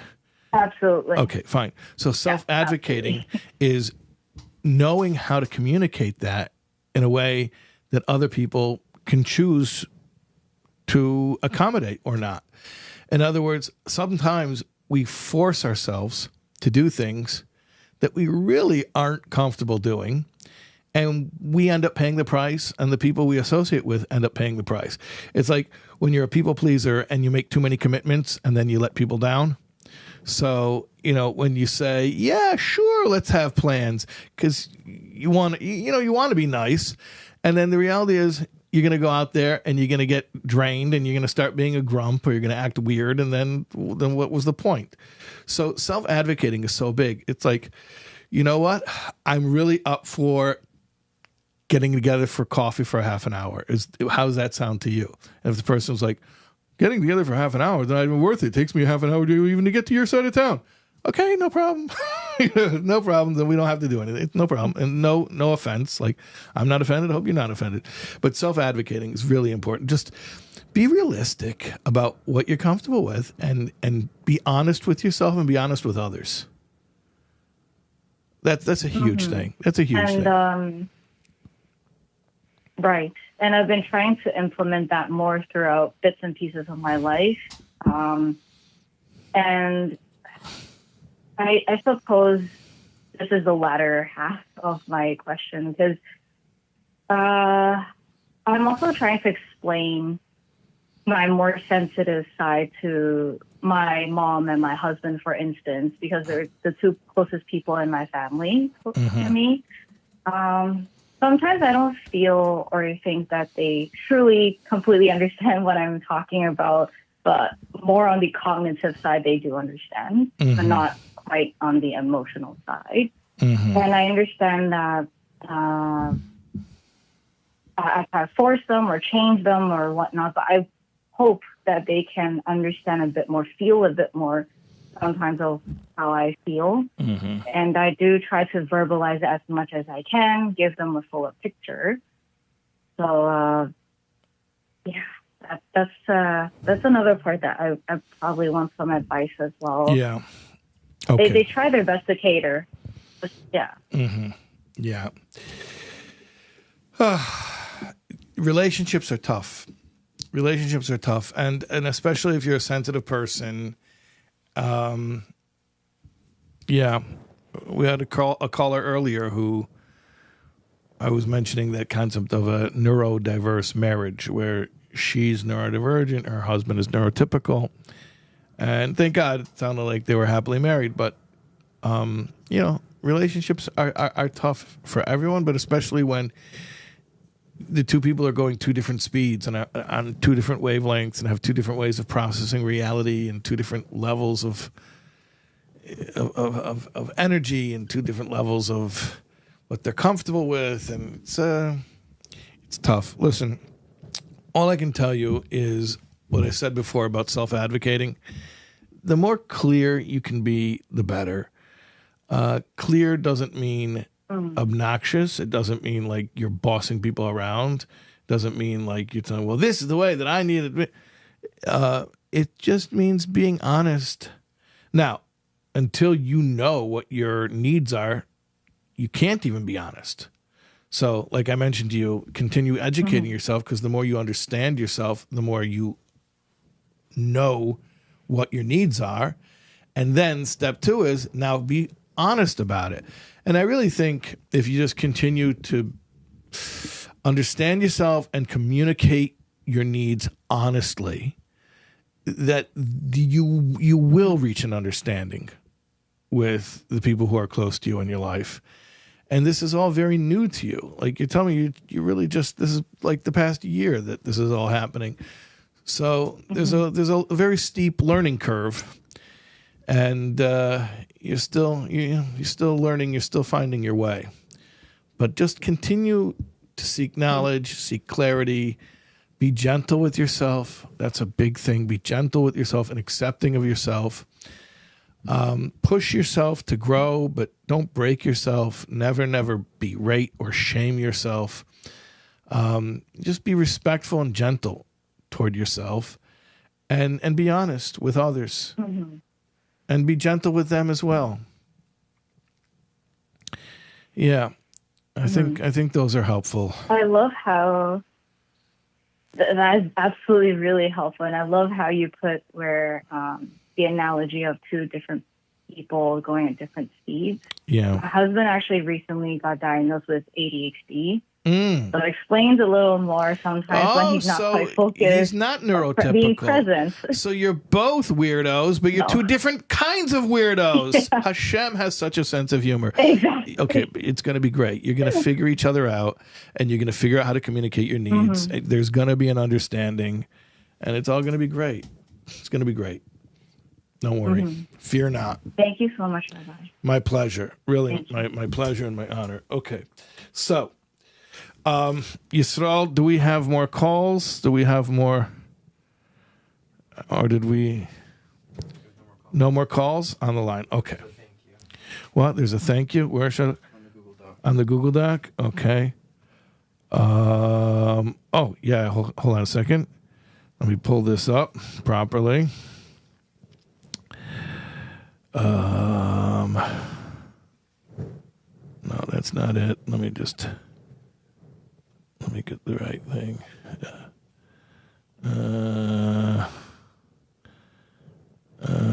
No, going through all of our images. There it is. Okay. You ready? Okay, it's going to happen. We'd like to extend a special thank you to Mendel Simon and 9x9 Tech for powering this call-in show and making it possible for us to connect with our amazing audience. 9x9 Tech offers a one-stop service for all your communication needs, along with personalized tech solutions catered specifically towards your business. Visit 9x9tech.com today. That's 9x9tech.com. Thank you, Mendel and the team, for your incredible support. Okay.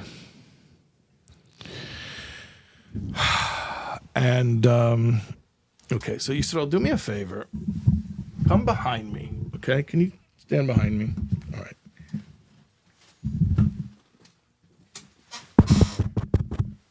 Okay. You can stand right behind me? Yep, right here. Okay, right here. Okay.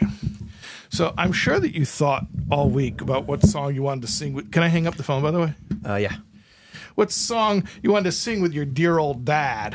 Sonny Boy, what do you want to sing? I actually haven't thought about it. I was let down by the cyberbully, but thanks to your words of... You let that cyberbully rattle your cage? Not really. I thought about it, and I also decided that I don't care. That's right. I'm not going to let him stop me from having a moment with you, and, you know, I enjoy singing as well. Yes. Again, I don't think I'm any... He wasn't calling your singing horrible. He was saying my singing was horrible. Oh, so maybe I'm just self-conscious. Yeah. Oh, wait, hold on a second. I forgot to show something in the cyberbullying. Yeah, we got KGB over here. I just want to show I want to show you guys something. That's the 9x9 thing. I just want to show you guys something. I want to show you something. Hold on a second. One second. One second here. Wait a second. Oh my gosh. From all my old shows. I'm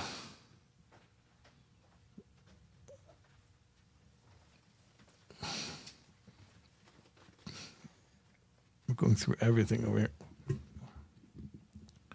9x9. Okay, hold on a second. I wish this was more professional. I wish. Okay. All right. So this dude, and I call him that. I use the term loosely because I don't know if he deserves even to be called a dude. This dude, he made a comment earlier and he deleted it because he knew that it wasn't nice. So, you know, there's a spark of goodness in him. But my son-in-law screenshotted it. Yeah. So we had it, even though he deleted it. And it says, listen to this. Again, with the backhanded compliment. He starts, he like lures you into a false sense of security, and then he slaps you. Listen to this. Your words are pearls of wisdom, truly profound. Your singing and taste in music, though, absolutely dreadful. Like impressively bad. But hey, at least you're wise. And then one of my cyber friends, posted back and said, funny how you felt the need to insult while praising. Quite the talent. If Rabbi Taub's wisdom resonates with you, perhaps take a page from his teachings on kindness and humility. Constructive feedback is one thing, but unnecessary rudeness, that's just noise. I love it. Mandy Hertz, get down here. Come from Coal Save. Get out of your Coal Save and get down here to the studio. What's Mandy saying? He wants us to sing Nezheritzi Chlopci. But that's a fast song. And I want to sing slow songs. Lil Shishi Kumsitz. Lil Shishi Kumsitz. That's right. Mandy Hertz, get down here and sing with us.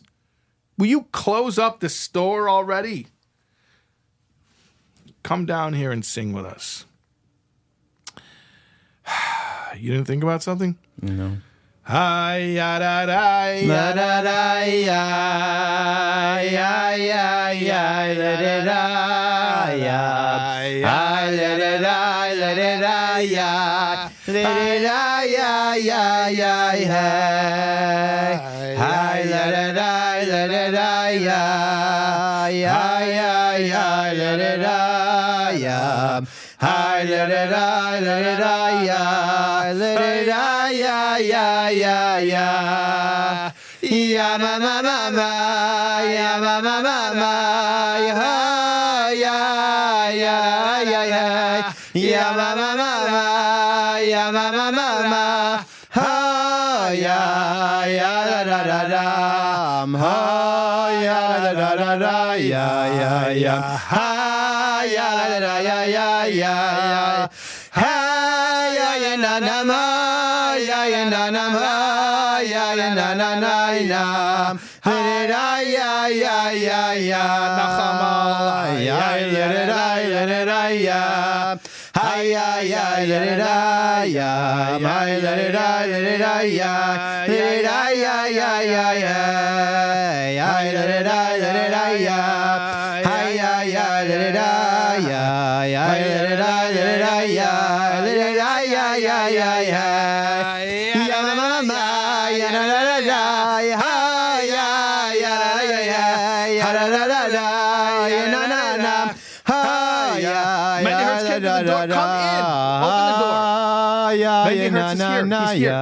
He's here.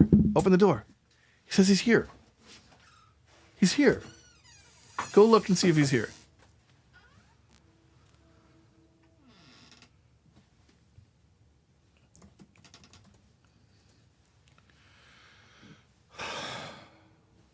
He just texted me that he's here. This guy he's the best cousin in the world. Where is he? Is he here? Yep, he's here. Amazing. Taking off the headphones. All right. All right. Oh, he's not going to fit in here. Okay, how are we going to smush in here? How are we going to... I like the little corner. Here, By the way, here. you couldn't see this. Okay, so I'll show it. They're like lined out. You sit in the chair. You sit in the chair. I'm the captain now. By the way, the Dennis Savard reference is a hockey player for the Blackhawks in the 80s. I figured you know that one. Oh, that's right. I want to know which cup is more. We have cup. Shahako. See how it's like lines? It was hard to see. And then we have L'chaim. I was trying to do the Parsha and this tonight. Okay, so... Who fills up this chair better? All right. So the cyberbully did not get his way because I continued to sing. The other bully. But the chat bully. Just like the chat bully. Just like people sing who don't have an awesome voice. So people who do have an awesome voice, they could also sing, and that's how God made them. So we're gonna let you solo. Oh, no. Yeah, 100%. I'll be back here if you'd like. What are you saying? It's your pick. Look at that. I'm still working on it. Okay. Almost there. Okay. Do you need some? I'll get you a cup and you can have. Some No, I just drank Snapple. No shout out. No free shout outs. Brought to you by. What do you got for us? What do you got? Hey Tavis. I mean Serba Tavis. There's nothing. Oh, you give us. You don't say you should want to be something. Tell Yeah.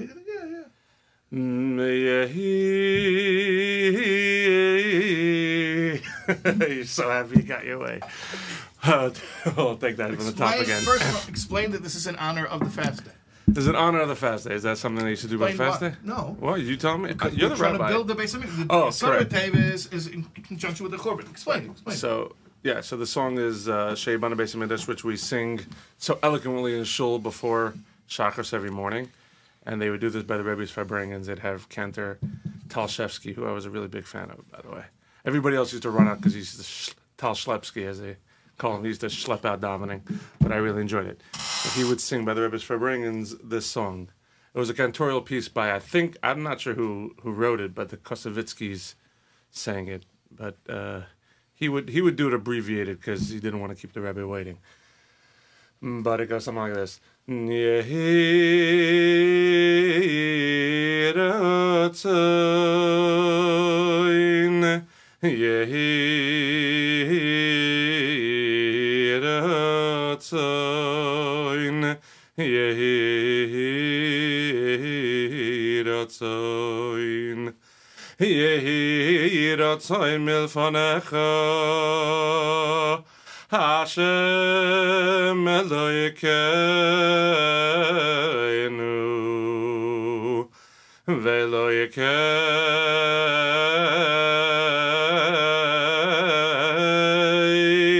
Avo Yisayinu Sheyibone Beis HaMikdash V'meirav Yameinu V'sein Chalkeinu B'soirasecha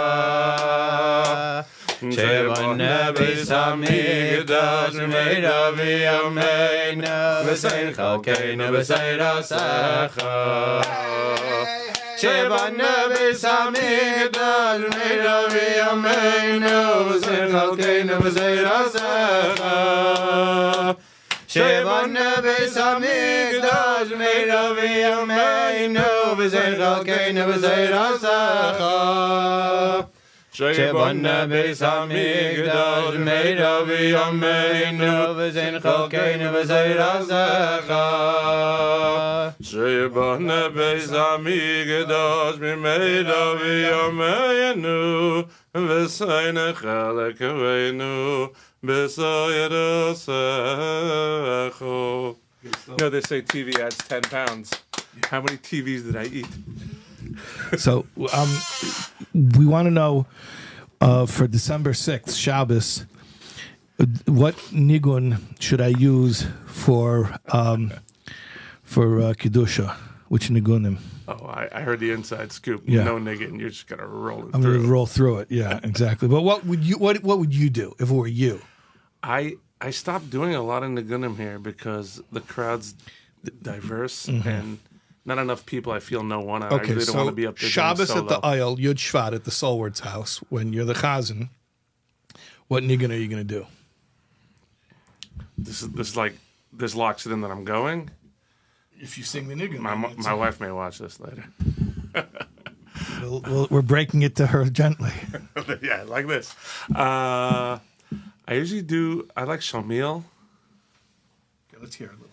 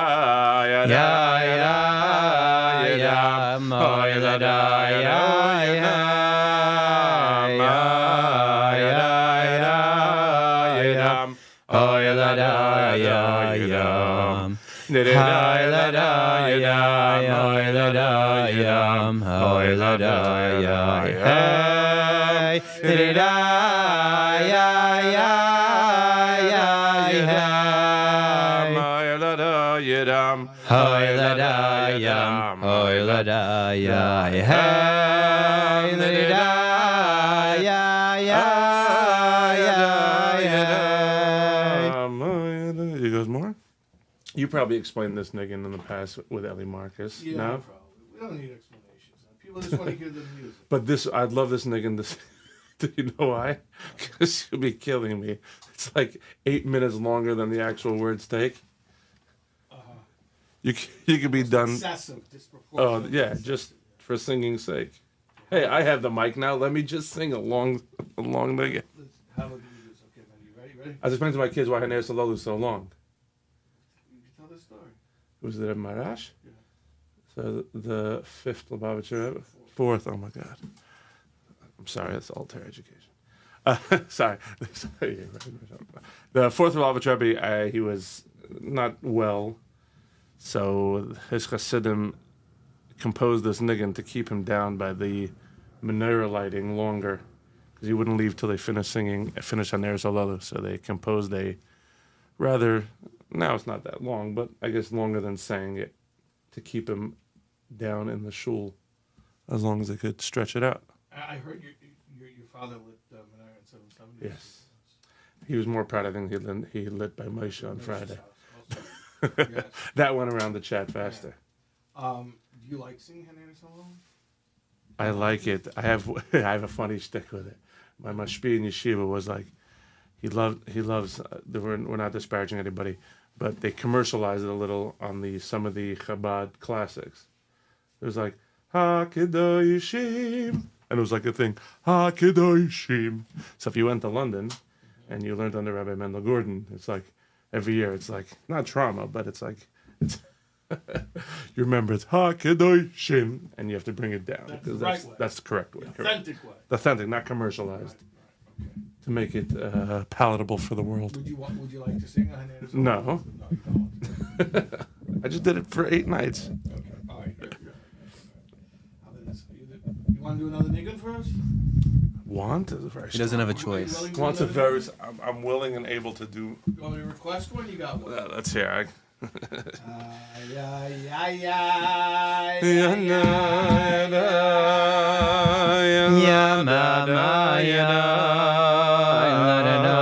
Another Kedusha song.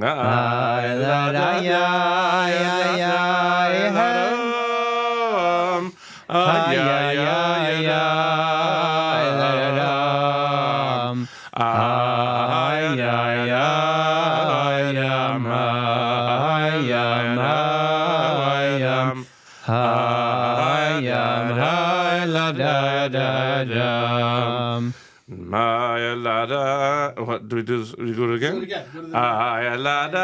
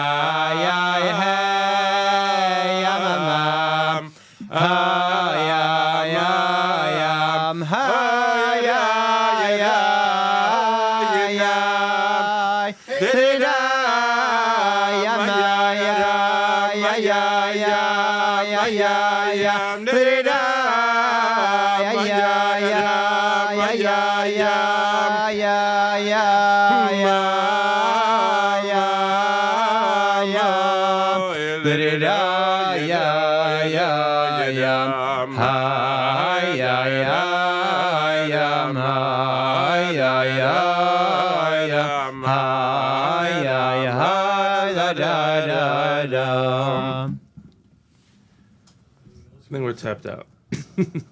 Let's see. How are the comments going on the YouTube? I guess he's getting bullied today. You're not going to get bullied. Oh, yeah, actually, the Hertzes are going to bully you. It's okay. It's not the Hertzes I'm worried about. Okay. Let's see. Mandy tried the Gatorade. Electrolytes, very important. Who are these people? You recognize these names? No. It's not Yom Kippur, though. Okay. Drink the Gatorade. Lots of drink the Gatorade. Okay, a lot of drink the great Gatorade comments. I'm a Powerade guy. No endorsement. No shout out. No free shout outs. Yeah, no free shout outs. Okay, you got any other... You want your seatback, Captain? No, I'm good. Yeah, any other Nigunim you want to... No, really. You good? Whose wedding is that? Okay, that's... That was Masonic Kedusha. Okay. All right, fine. So thank you, Mendy Hertz, for coming down. Thank you, Yisrael Malki, for coming down.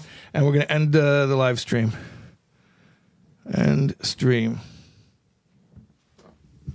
I'm not telling anybody about this. Nobody's going to find out. I'm gonna send it to Maisha and then your call. Moshe Kotlarski? No, your Oh, nephew, no, your cousin. no.